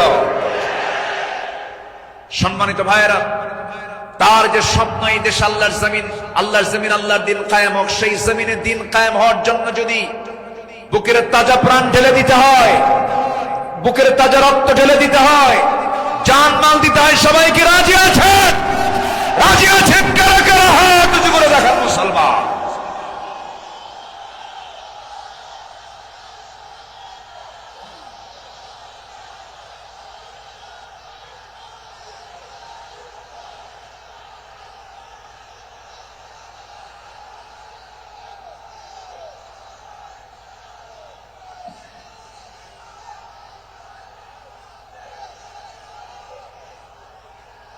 আল্লাহ কবুল করুন, জোরে বলি আমিন, আরো জোরে আমিন। হাত নামান, বসো। আমি তো দাঁড়াতে বলি নাই, আপনি দাঁড়ালেন কেন? জি, বসে পড়ুন। আমি কি আলোচনা চালাবো? আলোচনা চালাবো। আমার নির্দিষ্ট সময় কিন্তু শেষের দিকে প্রায়। আমি কি আলোচনা চালিয়ে যাব? সবাইকে আমাকে সময় দিবেন? জোরে বলি ইনশাআল্লাহ, আরো জোরে বলি ইনশাআল্লাহ। সম্মানিত ভাইয়েরা, তাদের আদালতটা কি ছিল? সাইয়েদনা ওমর ফারুক রাদিয়াল্লাহু তাআলা আনহু একদিন কোন এক বাজার দিয়ে যাচ্ছিলেন। হঠাৎ করে কোন এক সাহাবীর গায়ে হাতে ছিল ছোট্ট ছড়ি, লাঠি ছিল, লাঠি দিয়ে ঘুতা মেরেছেন। মজা করে একটা ঘুতা মারলেন। সেই সাহাবীও কিছু মনে করেন নাই। মাস 6 পরে সাইয়েদনা ওমর ফারুক রাদিয়াল্লাহু তাআলা আনহু তার সঙ্গে দেখা করে বললেন, বন্ধু চলো আমার বাড়িতে যাই। বাড়িতে নিয়ে গেলেন, হাতটা ধরে ক্ষমা চেয়ে বললেন, শোনো আমার ভাইজান, অমুক দিন তোমার শরীরে একটু মজা করে একটু তরবারি কি বলে হাতের ছড়ি দিয়ে লাঠি দিয়ে একটু আঘাত করেছিলাম, কষ্ট পেলে আমাকে মাফ করে দিও। এই যে তোমার হাতে 600 দিরহাম দিয়ে দিলাম, তুমি আল্লাহর ঘর কাবা জিয়ারা করে আসবে। জবাবে সেই সাহাবী বলছেন, আমিরুল মুমিনিন, আপনি আমাকে যে আঘাত করেছেন এটা তো আমার মনেই নাই। সাইয়েদনা ওমর ফারুক বললেন, ও আমার ভাই, আমি যে তোমাকে মৃদু আঘাত করেছি, এটা যদি তুমি কিয়ামতের দিন আমার বিরুদ্ধে যদি আল্লাহর কাছে যদি আদালতে মামলা দিয়ে দাও, আমি জামিন পাবো না। এই জন্য আজকে দুনিয়াতেই তোমার কাছ থেকে আমি মাফ চেয়ে নিলাম। যেরকম সুবহানাল্লাহ। সাইয়েদনা ওমর ফারুক রাদিয়াল্লাহু তাআলা আনহু এক বোতল মধু এনেছেন, রাষ্ট্রের মধু। সেই মধুগুলো নিয়ে সে বাড়িতে স্ত্রীর সামনে দাঁড়িয়ে বলছেন, স্ত্রী, মধুগুলো আনলাম। এই মধু শুধু আমাদের ঘরের জন্য নয়, আমার প্রতিবেশী আরো 4 ঘর সহ আমার ঘর মোট 5টা ভাগ হবে। তোমাকে দায়িত্ব দিলাম, এই মধুটা ভাগ করো। স্ত্রীকে মধু ভাগের দায়িত্ব দিন। সময় যেতে না যেতেই একটু পরেই তিনি বলছেন, স্ত্রী মন খারাপ করো না, আমি তোমাকে মধুভাগের দায়িত্ব দেব না। মধুর বোতলটা নিয়ে নিলেন, আস্তে করে প্রতিবেশীর ঘরে চলে গেলেন। প্রতিবেশীকে ডাক দিয়ে বলছেন, প্রতিবেশী, যে মধুর বোতলটা তোমাকে দিলাম সমান 5 ভাগে ভাগ করবে, একটা ভাগ তুমি আমাকে দিবে, বাকি 4 ভাগ তোমরা সব ভাগ করে নেবে। তিনি তার অংশের মধুটা নিয়ে আসলেন, নিয়ে এসে স্ত্রীর সামনে দাঁড়িয়ে বলছেন, আমার স্ত্রী, আল্লাহর কসম করে বলি, আমি তোমাকে সন্দেহ করিনি, আমি তোমাকে ভালোবাসি। আমি রাষ্ট্র চালাই, তুমি আমার পরিবার চালাও, সন্তানাদির দিকে খেয়াল করো, আমার বড় উপকার তুমি করো। আমি তোমাকে সন্দেহ করে তোমার হাত থেকে মধুর বোতল আমি নেই নাই। আমি নিয়েছি এই কারণটা হলো, এই যে মধু তুমি যখন ভাগ করতে যাবে, যদিও সমান ভাগে ভাগ করবে, কিন্তু মধু হলো তরল জিনিস। এই তরল মধু ভাগ করতে নিয়ে তোমার হাতে যতটুকু মধু লেগে যাবে, 1 ফোঁটা হোক, 2 ফোঁটা হোক, 3 ফোঁটা হোক, এতটুকুন মধু আমাদের ভাগে বেশি আসুক এটা চাই নাই মনে করে মধুভাগের দায়িত্ব আমি অন্যের কাঁধে চাপায় দিয়েছি। জোরে বলি আল্লাহু আকবার। ইন্নাল্লাহা ইয়া'মুরু বিল আদল ওয়াল ইহসান। আল্লাহু আকবার বলি। নাম্বার 4 হলো 10টা পয়েন্ট, একটু কান লাগান, খরগোশের মতো কানটা একটু খাড়া করে মনোযোগ দিয়ে সবাই মনোযোগ দিয়ে শুনুন। নাম্বার 4 হলো শ্রেষ্ঠদের কাতারে থেকেও নিরহংকার হয়ে অসহায় সাধারণের সাথে মিশে যাওয়া সাহাবে কেরামদের বৈশিষ্ট্য ছিল, আমার নবীর বৈশিষ্ট্য ছিল। আল্লাহ রাব্বুল আলামিন অর্ডার করেছেন وَأَخْفِضْ جَنَاحَكَ لِمَنِ اتَّبَعَكَ مِنَ الْمُؤْمِنِينَ। সূরা শুআরা 215 নম্বর আয়াত। মুমিনদের মধ্যে যারা তোমার অনুসরণ করে তাদের প্রতি তোমার বাহুকে অবনত করো, তাদের জন্য তুমি সুন্দর করে তাদের পাশে দাঁড়িয়ে যাও, দিলটা নরম করে তাদের সঙ্গে কথা বলো। জোরে বলি সুবহানাল্লাহ। আমার বন্ধুগণ, এই ব্যাপারে আমার নবী সবার আগে তিনি এগিয়ে এসেছেন। ঈদের দিন আমার নবীজি দেখেন জীর্ণ শীর্ণ পোশাকের ছোট্ট একটা বাচ্চা কাঁদতেছে আর হাঁটতেছে। আমার নবীজি জড়িয়ে ধরলেন, কোলের মধ্যে তুলে বলছেন, কাঁদো কেন সন্তান, কি হয়েছে বলো? বাপ নাই মা নাই, দুইজনে দুনিয়া থেকে বিদায় নিয়েছেন। আমার নবীজি ধুলাই মলিন সন্তানটাকে, শিশুটাকে কোলের মধ্যে তুলে নিয়ে সোজা ঘরের মধ্যে ঢুকলেন। ঢুকে বলছেন, আয়েশা বাচ্চা নিয়ে আসছি, সন্তান নিয়ে আসছি। ও কলিজার টুকরা সন্তান, এই যে মহিলাকে দেখতে পেতেছ আজকের থেকে এটাই তোমার মা, আর আমি তোমার সামনে দাঁড়িয়ে আছি, আমি হলাম তোমার বাবা। আমার নবী এতিমদের পাশে এমন করে সারা জীবন দাঁড়িয়েছেন, কারণ আল্লাহ রাব্বুল আলামিন তাকে অর্ডার করেছেন, আলাম ইয়াজিদকা ইয়াতীমান ফাআওয়া ووجدك ضالا فهدى ووجدك عائلا فأغنى فأما اليتيم فلا تقهر وأما السائل فلا تنهر وأما بنعمة ربك فحدث। আমার বন্ধুগণ, সাইয়েদনা আবু বকর সিদ্দিক রাদিয়াল্লাহু আনহুর খেলাফত আমল চলছিল। সাইয়েদনা আবু বকর রাদিয়াল্লাহু তাআলা আনহু সেই সময় যখন তিনি খেলাফত পেলেন, নতুন যখন তিনি দায়িত্ব পেলেন, খেলাফত গ্রহণ যখন তিনি করলেন, নতুন খলিফা হয়েছেন, এই খেলাফতের সংবাদ পেয়ে অনেকে আনন্দ প্রকাশ করছে, সুন্দর একজন খলিফা আমরা পেয়েছি। কিন্তু ওই মদিনার ছোট্ট একটা গ্রামের একজন মহিলা অঝরে ঝাড়ায় কাঁদতেছে, কান্নায় সে ভেঙ্গে পড়ছে। সবাই বলল, মহিলা তুমি কান্দো কেন? ও নারী তুমি কান্দো কেন? ও মহিলা তুমি কান্দো কেন? কান্নার হেতুটা কি? সঙ্গে সঙ্গে মহিলা বলতেছে, কান্নার কারণ হলো এমন একজন ব্যক্তি খেলাফতের দায়িত্ব পেয়েছে, যে লোকটা আমার বাড়ির প্রত্যেকদিন ছাগলটা দহন করে যেত, ছাগলের দুধটা দহন করত। আজকে সে খেলাফতের দায়িত্ব পেল, কিন্তু আমার এই ছাগলের দুধটা দহন করার মতো লোক আর আমি পাবো না, এই জন্য আমি কান্দি। ওই মহিলার কান্না যখন সাইয়েদনা আবু বকরের কানে যখন সংবাদটা চলে গেছে, ওই মহিলার সামনে দাঁড়িয়ে বলছেন, মহিলা কেঁদো না, আমি খলিফার দায়িত্ব পেয়েছি, খেলাফতের দায়িত্ব পেয়েছি বলে তোমার দায়িত্ব আমি পালন করব না, ভুল কথা। আমার দায়িত্ব এটাও রয়ে যাবে, আমার খেলাফতের দায়িত্ব রয়ে যাবে। জোরে বলেন সুবহানাল্লাহ। ইবনে সাকার বলেন, সিরাত গ্রন্থে এসেছে, সাইয়েদনা আবু বকর সিদ্দিক রাদিয়াল্লাহু তাআলা আনহু একটা গ্রাম ছিল, একটা পল্লী ছিল, ছোট্ট একটা মহল্লা ছিল। ওই মহল্লার প্রত্যেক ঘরে ঘরে গিয়ে সাইয়েদনা আবু বকর প্রত্যেক ঘরের ছাগলগুলোর দুধ তিনি দহন করে দিয়ে আসতেন। জোরে বলেন সুবহানাল্লাহ। আরো জোরে বলে সুবহানাল্লাহ। শ্রেষ্ঠত্বের কাতারে থেকেও নিরহংকারী হয়ে তারা জনগণের খাদেম ছিলেন, জনগণের খেদমত তারা করেছেন। রাতের বেলা একদিন তিনি খালি পায়ে হাঁটতেছেন। কি পায়ে বলেন? খালি পায়ে হাঁটতেছেন। সাইয়েদনা ওমর ফারুক দেখে বলছেন, আমিরুল মুমিনিন আপনি খালি পায়ে হাঁটেন কেন? পাথরের আঘাতে আপনার চামড়া ফেটে তো রক্ত বের হয়ে যাবে, আপনি আহত হয়ে পড়বেন, রক্তাক্ত হয়ে যাবেন। তিনি বলছেন, ভাই ওমর, এই রাতের গভীর রাত্রিতে, গভীর নিশীথে আমি যদি জুতা পায়ে হাঁটতে যাই, পাথরের সাথে জুতার একটা আঘাত লাগবে, একটা শব্দ সৃষ্টি হয়ে যাবে। এই শব্দে যদি আমার নাগরিকের যদি ঘুমের ব্যাঘাত হয়, কিয়ামতের দিন আমাকে তার জন্য আসামির কাঠ গড়ায় দাঁড়াতে হবে। জোরে বলি আল্লাহু আকবার। ঢাকা থেকে নেতা আসিতেছেন চট্টগ্রাম, ঢাকা চট্টগ্রামের রোড 4 ঘন্টা বন্ধ। এমন নেতৃত্ব আমরা চাই না।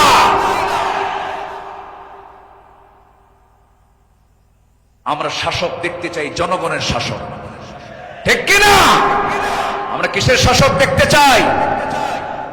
যাকে দেখলে ওমরের কথা মনে হবে, যাকে দেখলে আবু বকরের কথা মনে হবে, যাকে দেখলে ওসমানের কথা মনে হবে। একটা ওমর আল্লাহ পাক তুমি বাংলার জমিনে দিয়ে দাও। জোরে বলি আল্লাহুম্মা আমিন। সাইয়্যিদনা আবু বকর সিদ্দিক রাদিয়াল্লাহু তাআলা আনহু, খেলাফত মানে কি? একটা দেশের তিনি রাষ্ট্রপ্রধান। রাতের বেলা তিনি চলে গেছেন হলো প্রতিবেশীর ঘরে। কোন প্রতিবেশী? যে প্রতিবেশীর স্বামী নাই, ছেলে নাই, মেয়ে নাই। যেই মহিলার তিনি খেদমত করতে গেছেন তার চোখটাও নাই। বয়োবৃদ্ধ কেন, বৃদ্ধা একজন নারী, সচেতন একজন নারী। তিনি তার খেদমত করার জন্য খেলাফতের দায়িত্ব পাওয়ার পরও তিনি চলে গেছেন। দরজায় নক করেছেন, খেদমত করলেন, বের হয়ে আসছেন। পরের রাত্রিতে সাইয়্যিদনা ওমর ফারুক রাদিয়াল্লাহু আনহু তিনি ভাবলেন, আমার ভাই আবু বকর তো খেলাফতের দায়িত্ব পেয়েছেন, উনি কি খেদমত করতে পারছেন কিনা জানি না। উনি চলে গেছেন খেদমত করার জন্য। দরজায় তিনি নক করেছেন, বুড়িমা আপনার খেদমতের জন্য আমি এসেছি, আমি ওমর আসছি। কে প্রয়োজন নেই। কেন? কিছুক্ষণ আগে একজন খেদমত করে চলে গেছে। উনি ভাবলেন যে খেদমত কে করতে পারে। পরপর তিনি 3 রাত ওই বুড়ি মহিলার ঘরের পাশে গিয়ে আড়ালে তিনি দাঁড়ালেন, খুঁজে পাচ্ছেন না। কখন ঝোঁকে তাও টের পাওয়া যায় না। 3য় রাত্রিতে তিনি বুঝতে পারলেন একটা মানুষ খালি পায়ে ভিতরে ঢুকলো, কিন্তু অন্ধকার তো দেখতে পান না। ভিতরে ঢুকে খেদমত করে বের হতে নিলেই পিছন দিক থেকে ওমর ফারুক তার হাত চেপে ধরেছেন। চেপে ধরেই দেখেন কেউ না, খলিফা আবু বকর সিদ্দিক রাদিয়াল্লাহু তাআলা। তিনি বললেন, আমিরুল মুমিনিন, একটা রাষ্ট্র পরিচালনা করতে নিয়ে কত পরিশ্রম করতে হয়। রাতের বেলা বিশ্রামের প্রয়োজন হয়, দিনের বেলাও পরিশ্রম করেন, রাতের বেলা এমনটা করলে আপনি অসুস্থ হয়ে পড়বেন। অন্তত আমাদের কিছু খেদমতের জন্য আমাদের কিছু কাজ রেখে দেন। তিনি বলছেন, ভাই ওমর, হাসরের ময়দানে আমার আমলনামা তোমার পিঠে যাবে না, আমার কাজ আমাকে করতে দাও। মৃত্যুর দিন পর্যন্ত তিনি ওই মহিলার খেদমত করে তিনি দুনিয়া থেকে বিদায় নিয়েছেন। দ্বিতীয় খলিফা ওমর ফারুক রাদিয়াল্লাহু তাআলা যখন খেলাফতের দায়িত্ব পেলেন, ওই মহিলা জানেন না প্রথম খলিফা ইন্তেকাল করেছেন। খেলাফতের দায়িত্ব যেদিন পেয়েছেন সেই দিনই রাত্রে বেলায় ওমর ফারুক তিনি চলে গেছেন মহিলার ঘরে। দরজায় নক করে ভিতরে ঢুকেছেন। মহিলা জানেন না খাদেম চেঞ্জ হয়েছে। ভিতরে তিনি সব কাজগুলো করলেন, রান্না বান্না করে দিলেন, কাপড় চোপড় ধুয়ে দিলেন, খাবার দাবার ধুয়ে দিয়ে পরিষ্কার করে তিনি বের হয়ে আসলেন। মহিলা অন্ধ মানুষ, বসেছেন খাবার খেতে। সামনে খেজুর নিয়ে যখন বসেছেন, খেজুর একটা মুখে নেওয়া মাত্রই দাঁতের নিচে যখন খেজুরের বিচি যখন পড়ে গেছে, সঙ্গে সঙ্গে মহিলা বলতেছেন, ইন্না লিল্লাহ। তিনি চোখের পানি ফেলে দিয়া কেঁদে কেঁদে বলতেছেন, বুঝতে পেরেছি আমার আসল খাদেম আবু বকর আর দুনিয়াতে নাই। আমার আবু বকর যখন আমার খেদমত করতে আসতো, যখন সে খেজুরগুলো আমাকে ধুয়ে দিত, শুধু খেজুর শুধু ধুয়ে দিত না, খেজুরগুলো ধুয়ে ভিতরের যে বিচিগুলো আছে বিচিগুলো সরায়া আমার সামনে রেখে দিত, যেন আমার খেতে কোনো কষ্ট না হয়। জোরে বলে সুবহানাল্লাহ, আরো জোরে বলে সুবহানাল্লাহ। শাসক ছিলেন, শাসকের কাতারে থেকেও তারা নিরহংকারী হয়ে জনগণের সেবা করেছেন। আল্লাহু আকবার বলে। সাইয়্যিদনা ওমর ফারুক রাদিয়াল্লাহু তাআলা আনহু তিনি যেদিন শাসনভার তার কাছে আসে, তার কাঁধে যখন আসে, সেই দিন থেকে নিয়ে শুরু করে মৃত্যুর দিন পর্যন্ত কোন রাত তার পিঠটা তার বিছানার সঙ্গে লাগাতে দেননি। দিন দিন শুকায় যাচ্ছিলেন। বলা হলো, আপনি শুকায় যাচ্ছেন কেন? তিনি বললেন কেঁদে কেঁদে, তোমরা আমাকে এমন দায়িত্ব দিয়েছো যে দায়িত্ব আমাকে স্বাস্থ্যহীন বানিয়ে দিয়েছে। পরকালীন জবাবদিহিতা, পরকালীন জবাবদিহিতার অনুভূতি ছাড়া একটা শাসক কখনো ভালো হতে পারে না। আসতে বলবেন না, জোরে বলুন ঠিক কিনা? অতএব সেই গদি সমস্যার সমাধানের জন্য আমরা চাই যোগ্য, সৎ, আল্লাহওয়ালা, কোরআন প্রেমিক একজন শাসক আমরা চাই। আল্লাহ কবুল করুন, আল্লাহ কবুল করুন। এই কথাটা কেন বললাম? কারণ এখন যে সরকারটা আছে এটা কি স্থায়ী না অস্থায়ী? এই জন্য আলোচনার মধ্যে এই ফাঁকে এই কথাটা একটু বলে ফেললাম। সম্মানিত ভাইয়েরা, আমার সময়টা ফুরে যাচ্ছে, আমাকে শেষ করতে হবে। শেষ কি করে দেব? আলোচনা চলুক, হুজুর মরুক। জি, জোরে বলি ইনশাআল্লাহ।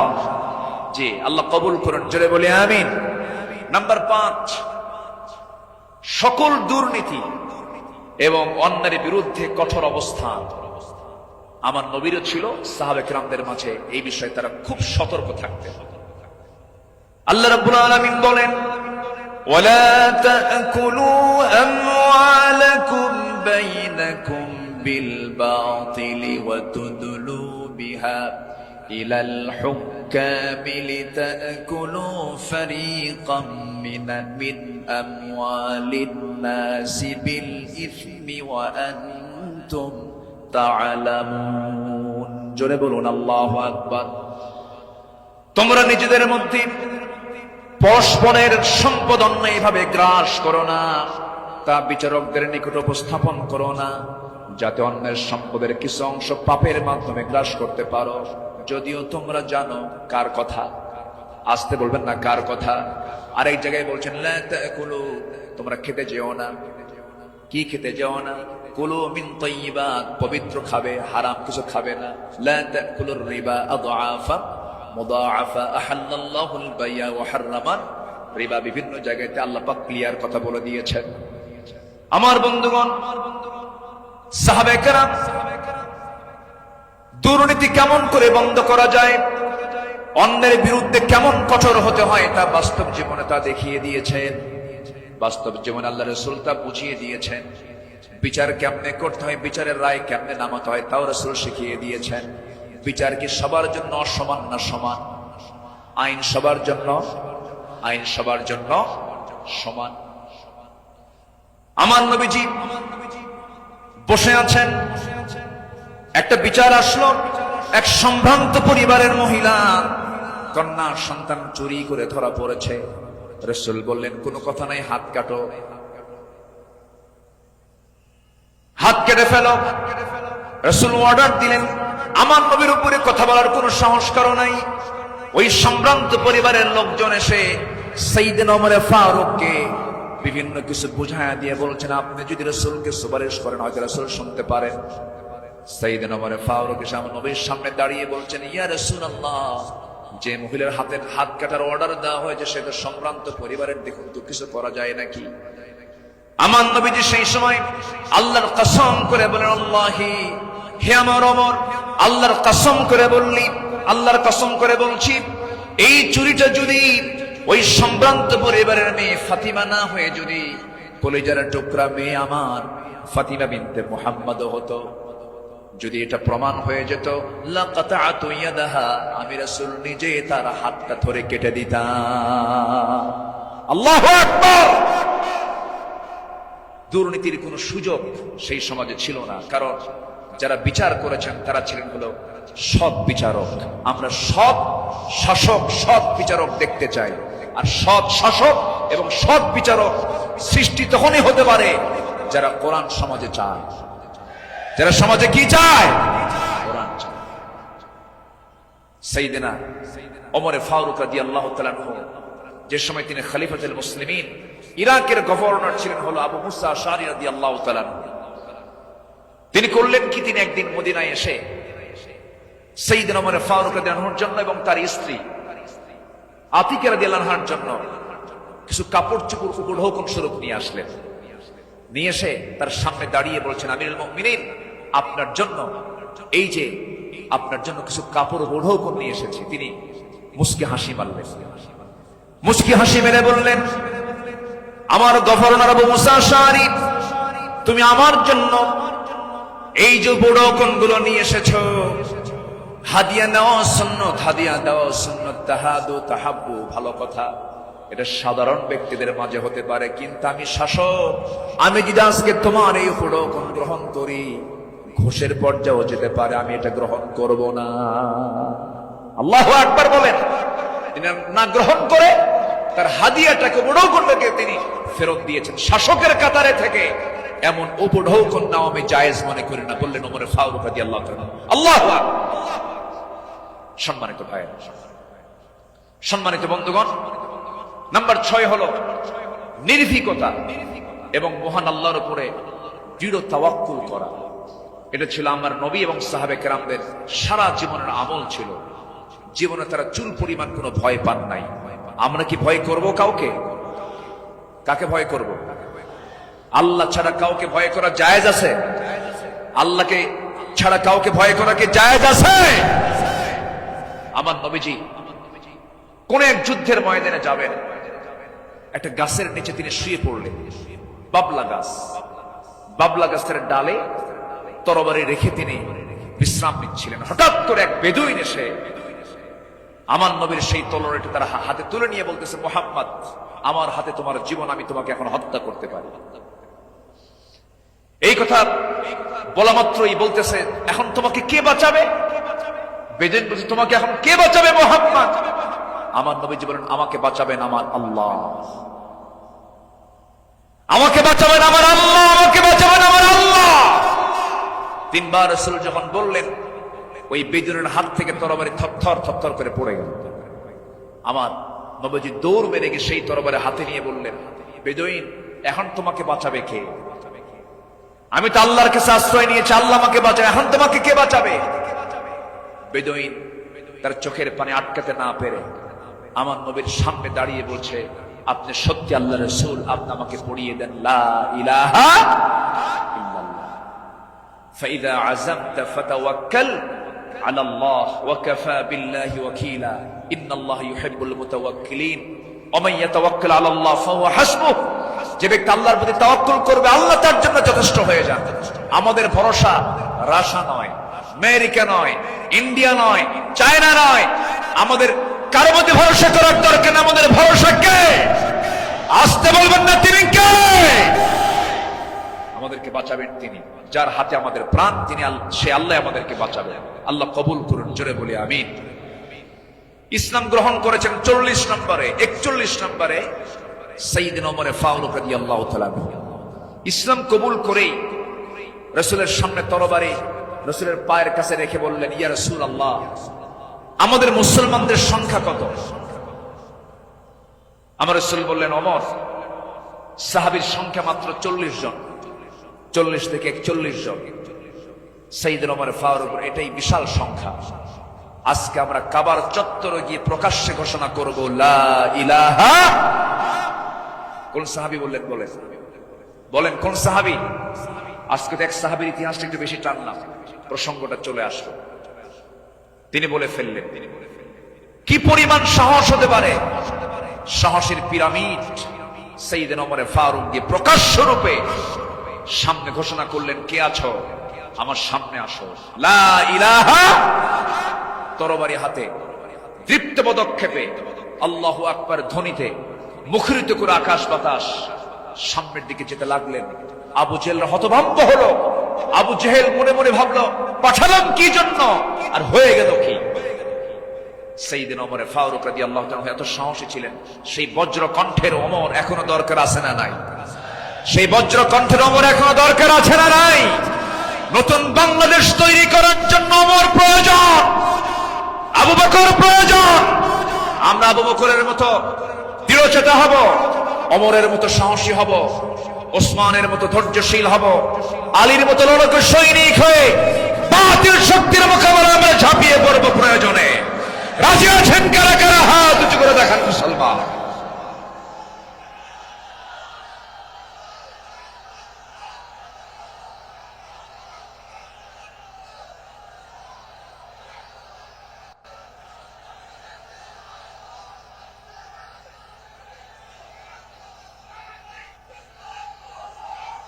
আল্লাহ কবুল করুন, জোরে বলে আমিন, আরো জোরে আমিন। আল্লামা ইকবাল এই জন্য সাহাবাদের ভূমিকা বর্ণনা করে বর্তমান সময়ের মুসলিমদের দুরবস্থা নিয়ে আফসোস করে তিনি একটা লাইন বলেছেন। তিনি কি বলেছেন? सफ़हावर से बातिल को मिटाया किसने, नुए इंसान को गुलामी से छुड़ाया किसने, मेरे काबे को ज़मीनों से बचाया किसने, मेरे कुरान को सीनों से लगाया किसने, थे तू अबाओ तुम्हारे ही मगर तुम क्या हो, हद पर हद दहरे मुंतजरे फरदा हो। কবি, বিশ্বকবি আল্লামা ইকবাল তিনি বলছেন, যারা এসব অসৎ বাতিল দূর করেছে জগৎ হতে, ছাড়িয়েছে মানব কুলে দাস গোলামির কবল হতে, কাবা ঘরে সেজদা করার জাগলো প্রথা যাদের সাথে, বুকে কোরআন ধারণ করা শিখল জগৎ যারা যারা হাতে, তারা তোদের পূর্বপুরুষ আর আজিকে তোমাদেরকে হয়ে ইন্তজারি করছে বসে হাতের উপর হাতটি রেখে। আফসোস করে তিনি বলছেন, সাহাবীরা কি করে গেলেন আর তোমরা কি করছো? তোমরা এক একটা ওমর হয়ে যাও, এক একটা আবু বকর হয়ে যাও, জান্নাত পাওয়ার জন্য সাহাবীদের অনুসরণটাই তোমার জন্য যথেষ্ট হয়ে যাবে। জোরে বলি সুবহানাল্লাহ।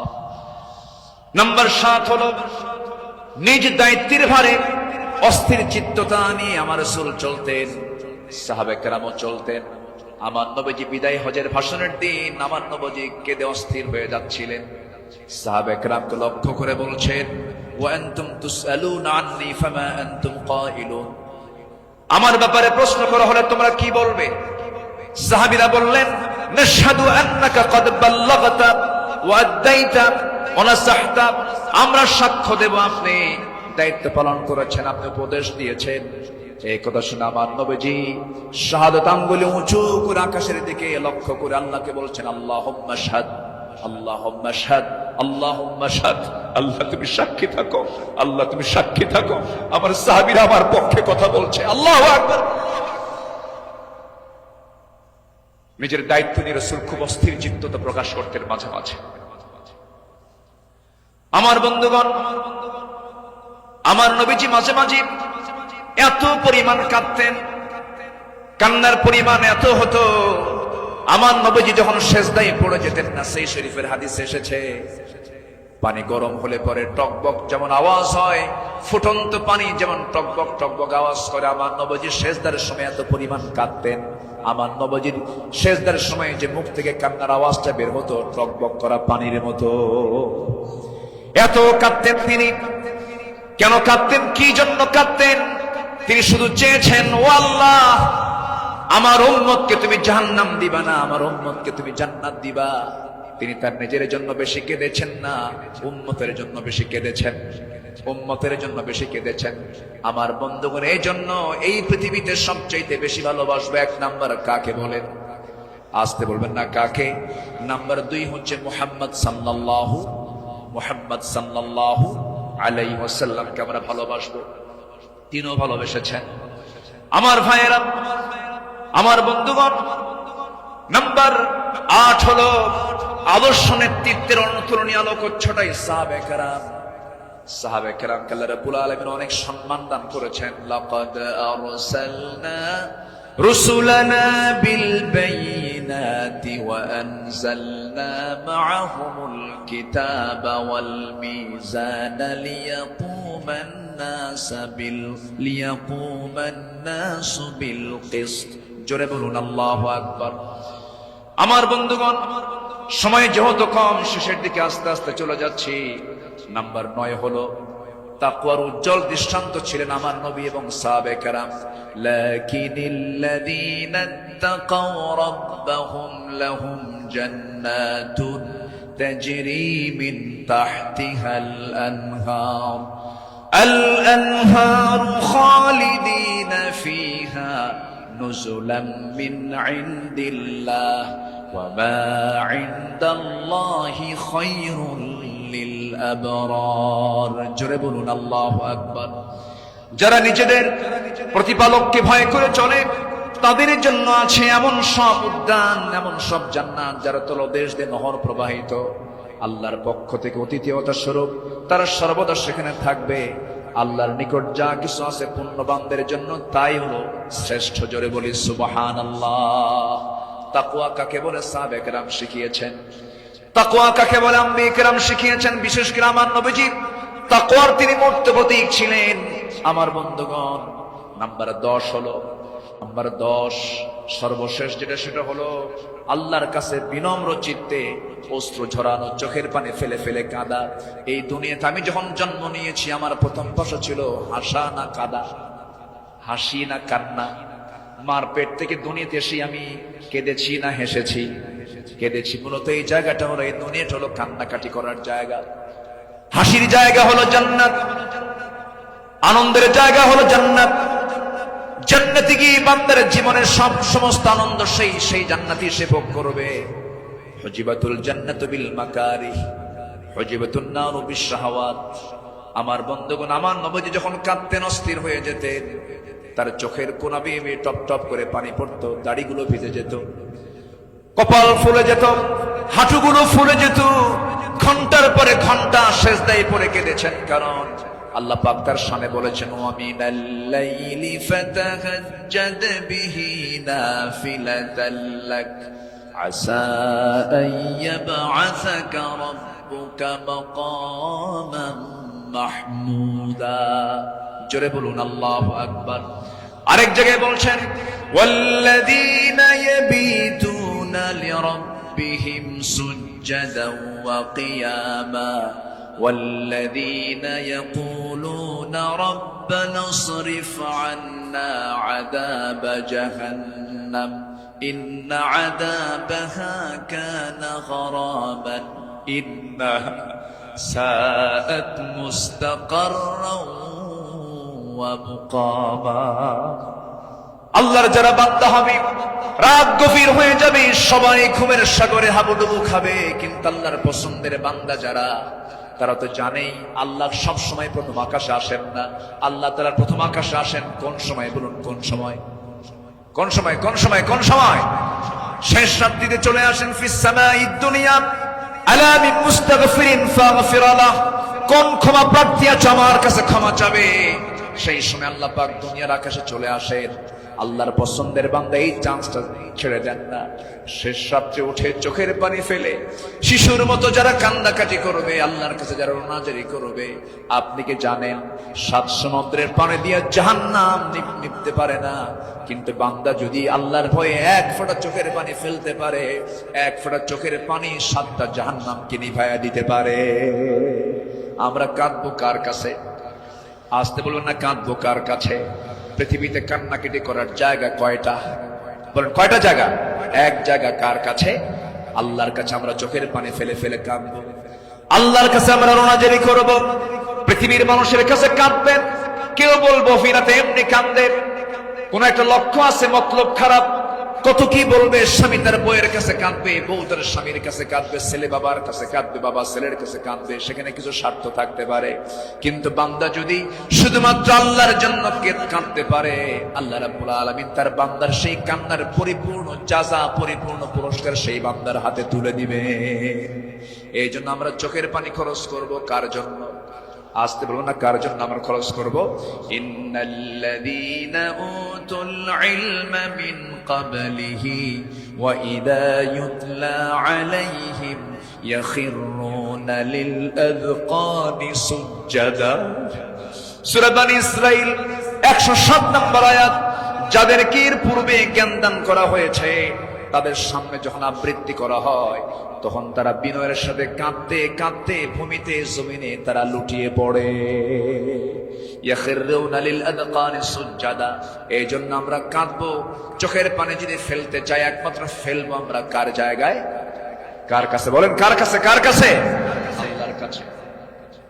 সাইয়েদনা ওমর ফারুক রাদিয়াল্লাহু তাআলা একদিন বসে আছেন, তার পাশে এক সাহাবী বসে একটা হাদিস বর্ণনা করছিলেন।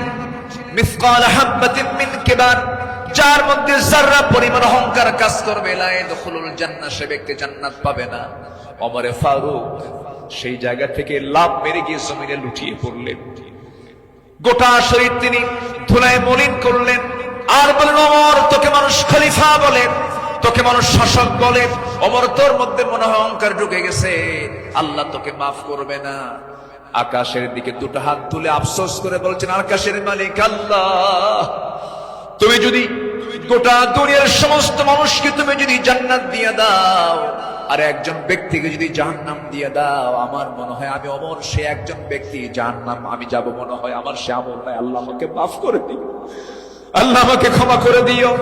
এরকম করে তারা আল্লাহর সামনে চোখের পানি ফেলে ফেলে কেঁদেছেন। একজন সাহাবীর কাছে মুনাফিকের তালিকা ছিল, সেই সাহাবীর কাছে মাঝে মাঝে ওমর ফারুক যেতেন, গিয়ে বলতেন, ভাই ওমর দেখো তো মুনাফিকের তালিকার মধ্যে আমি ওমর, আমার নামটা আছে নাকি, আমার নামটা আছে নাকি? সাহাবী বলতেন, ভাই ওমর আপনার নাম থাকবে কেন, আপনি তো জান্নাহ, ওমর ফিল জান্নাহ। তিনি উত্তরে বলতেন, ভাই রে আমার মন বলছে কেন যেন মনে হয় আমি কি মুনাফিকের কাতারে চলে গেলাম কিনা। কি চিন্তা তাদের মধ্যে কাজ করতো, কার ভয় কার ভয় কার ভয়, আসতে বলবেন না কার ভয়। সবাই কি তাহাজ্জুদের নামাজ পড়তে রাজি আছেন? 5 ওয়াক্ত নামাজ পড়ার দরকার নাই, হ্যাঁ কি দরকার আছে কিনা বলেন? তাহলে 5 ওয়াক্ত নামাজও পড়বো এবং স্পেশাল অফার, ওই সময় চোখের পানি ফেললে বান্দার কোনো দোয়া মিস হয় না, সেটা হচ্ছে কি ওয়াল্লাযীনা ইয়াবিতুনা লিরাব্বিহিম সুজদাও ওয়া কিয়ামা, যারা রাতটা কাটায় দেয় রুকুতে এবং সিজদার মধ্যে। কার কাছে? 5 ওয়াক্ত নামাজ পড়বেন কারা কারা, একটা হাত উঁচু করে দেখান তো বলি দেখি, জোরে বলি ইয়া আল্লাহ, আরো জোরে ইয়া আল্লাহ। আমাদেরকে 5 ওয়াক্ত সালাত আদায় করার তৌফিক তুমি আল্লাহ দিয়ে দাও। জোরে বলি আমিন, আরো জোরে আমিন, আরো জোরে আমিন। আসুন, যেহেতু আজকে প্রথম রজনী, আগামীকালকেও মাহফিল আছে, সবাই আসবেন কিনা? আমরা এই 5 দিন নিয়মিত মাহফিল আসবো, জোরে বলি ইনশাআল্লাহ। এই মাহফিল চট্টগ্রামবাসীর জন্য একটা বড় নিয়ামত। আল্লাহ তুমি এই মাহফিলকে কবুল করো, জোরে বলি আল্লাহুম্মা আমিন। আমরা আর সময় ক্ষেপণ করব না, যেহেতু আগামীকালকেও এখানে মাহফিল আছে, পরশু আছে, তারপরের দিন আছে, প্রত্যেক দিন নতুন নতুন মেহমান এবার সিলেকশন হয়েছে। কুল্লু জাদীদুন লাযীযুন, আসবেন, এক একটা ফুলের এক একটা ঘ্রাণ আপনারা নেবেন ইনশাআল্লাহ। আল্লাহ পাক এই মাহফিলকে কবুল করুন, এই মাহফিলের কমিটি বৃন্দের সকল খেদমতকে আল্লাহ পাক কবুল করুন। অধ্যক্ষ মোহাম্মদ তাহের সাহেব আমার বাম পাশে বসা, আল্লাহ তুমি তার সকল খেদমতকে তুমি আল্লাহ কবুল করে নাও। আর আমি সময়টা না বাড়িয়ে, সময় ক্ষেপণ না করে, আসুন সোজা আমরা এখন দোয়ার দিকে যাব। আমরা চাইবো কার কাছে? চাইবো কার কাছে? সবাই একটু তাশাহুদের সুরতে বসে পড়ি, একটু বিনয়ী হয়ে আমরা আল্লাহর কাছে চাবো, আল্লাহ যেন আমাদের জিন্দেগীর সকল গুনাহগুলোকে মাফ করে দেন। সবাই বলে সুবহানাকাল্লাহুম্মা ওয়া বিহামদিকা আশহাদু আল্লা ইলাহা ইল্লা আনতা আস্তাগফিরুকা ওয়া আতুবু ইলাইকা। চিৎকার মেরে বলি, ইয়া আল্লাহ, আমার জীবনে সাগীরা কবীরা, ছোট বড় সব গুনাহ তুমি আল্লাহ মাফ করে দাও, মাফ করে দাও। জোরে বলুন ইয়া রাব্বাল আলামিন।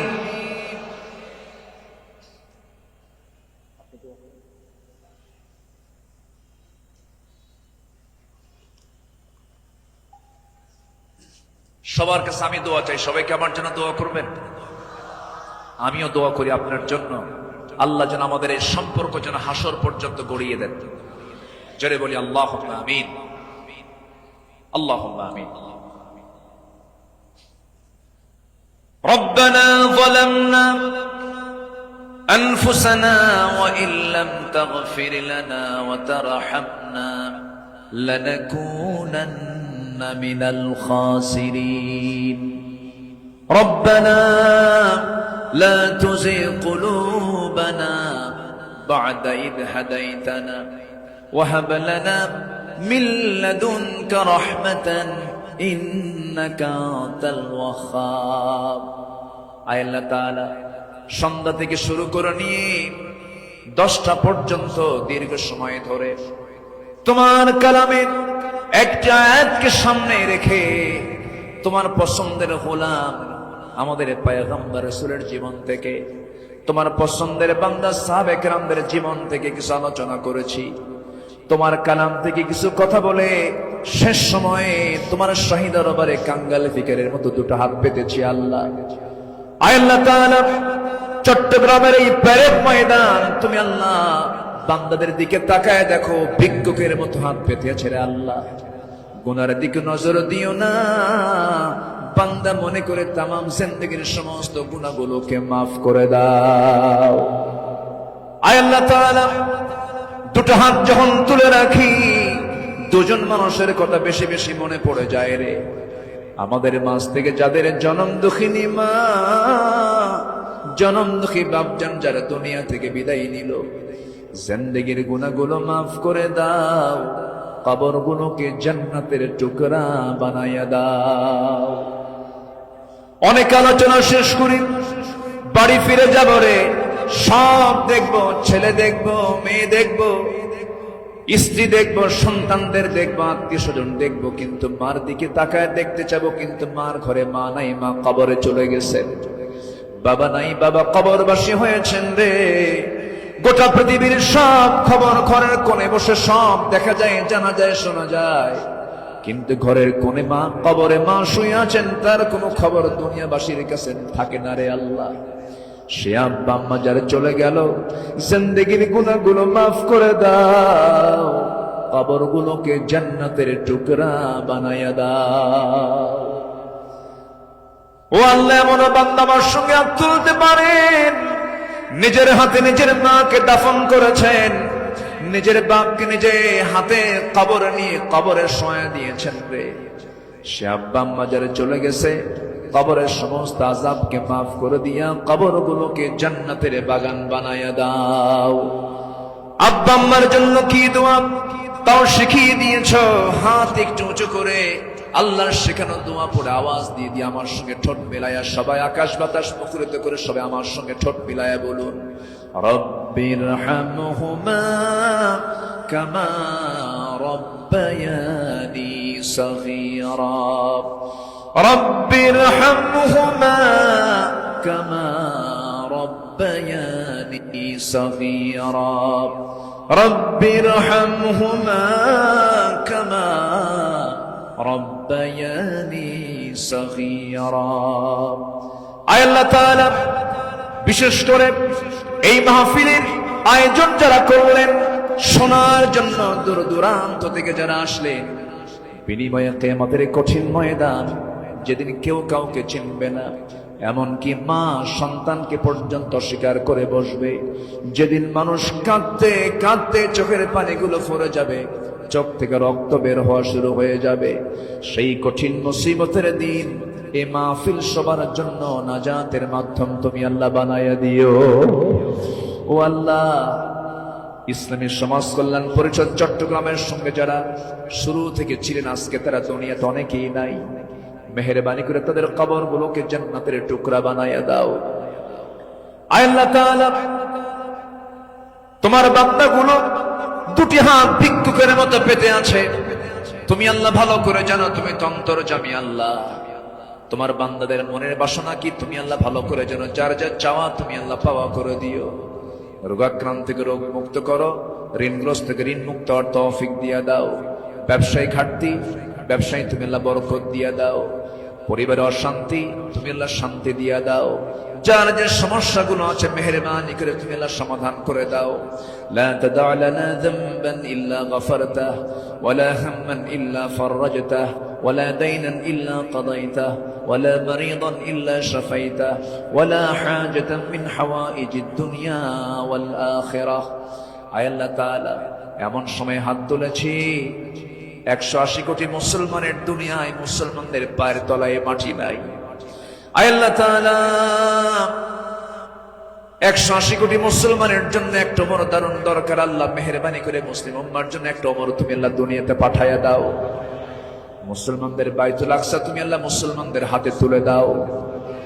সিরিয়াকে যেমন জুলুম মুক্ত করেছ, ফিলিস্তিনকে তুমি আল্লাহ ইহুদি মুক্ত করে দাও। আয় আল্লাহ তাআলা,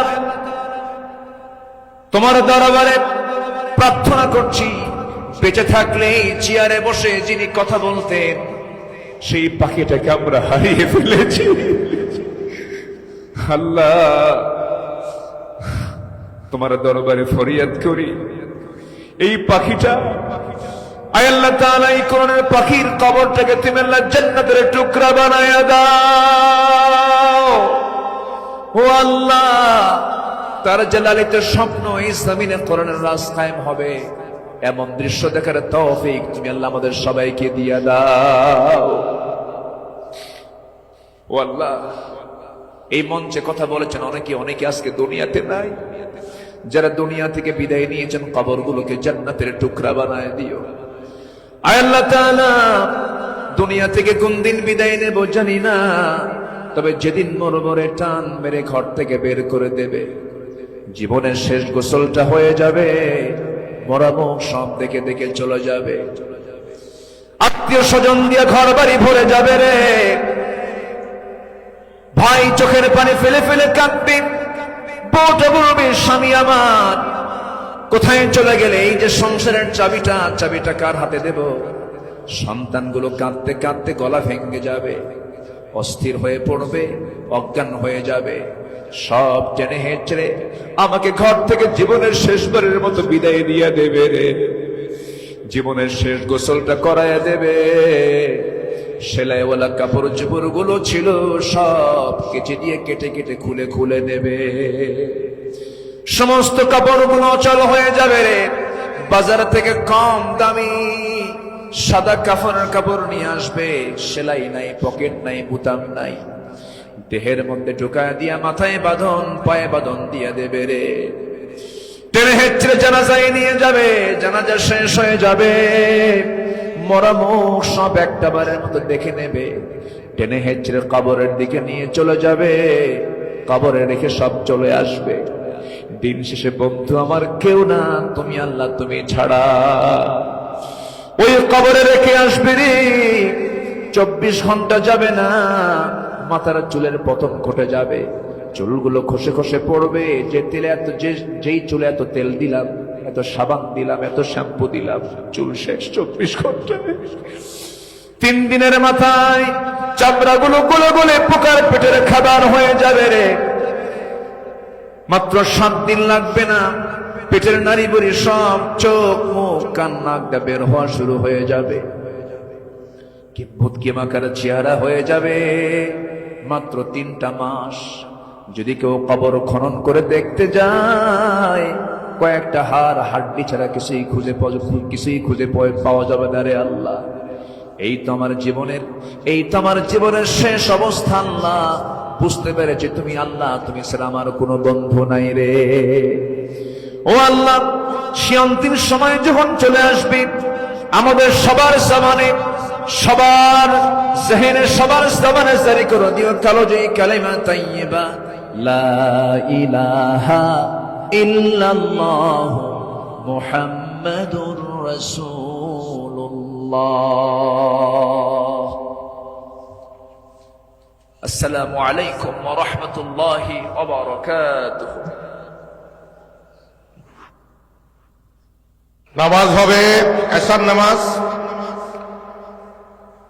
সবাই কাতার হয়ে যান। ইমামতের দায়িত্ব যার উপর আছে একটু মেহেরবানি করে দাঁড়িয়ে যান।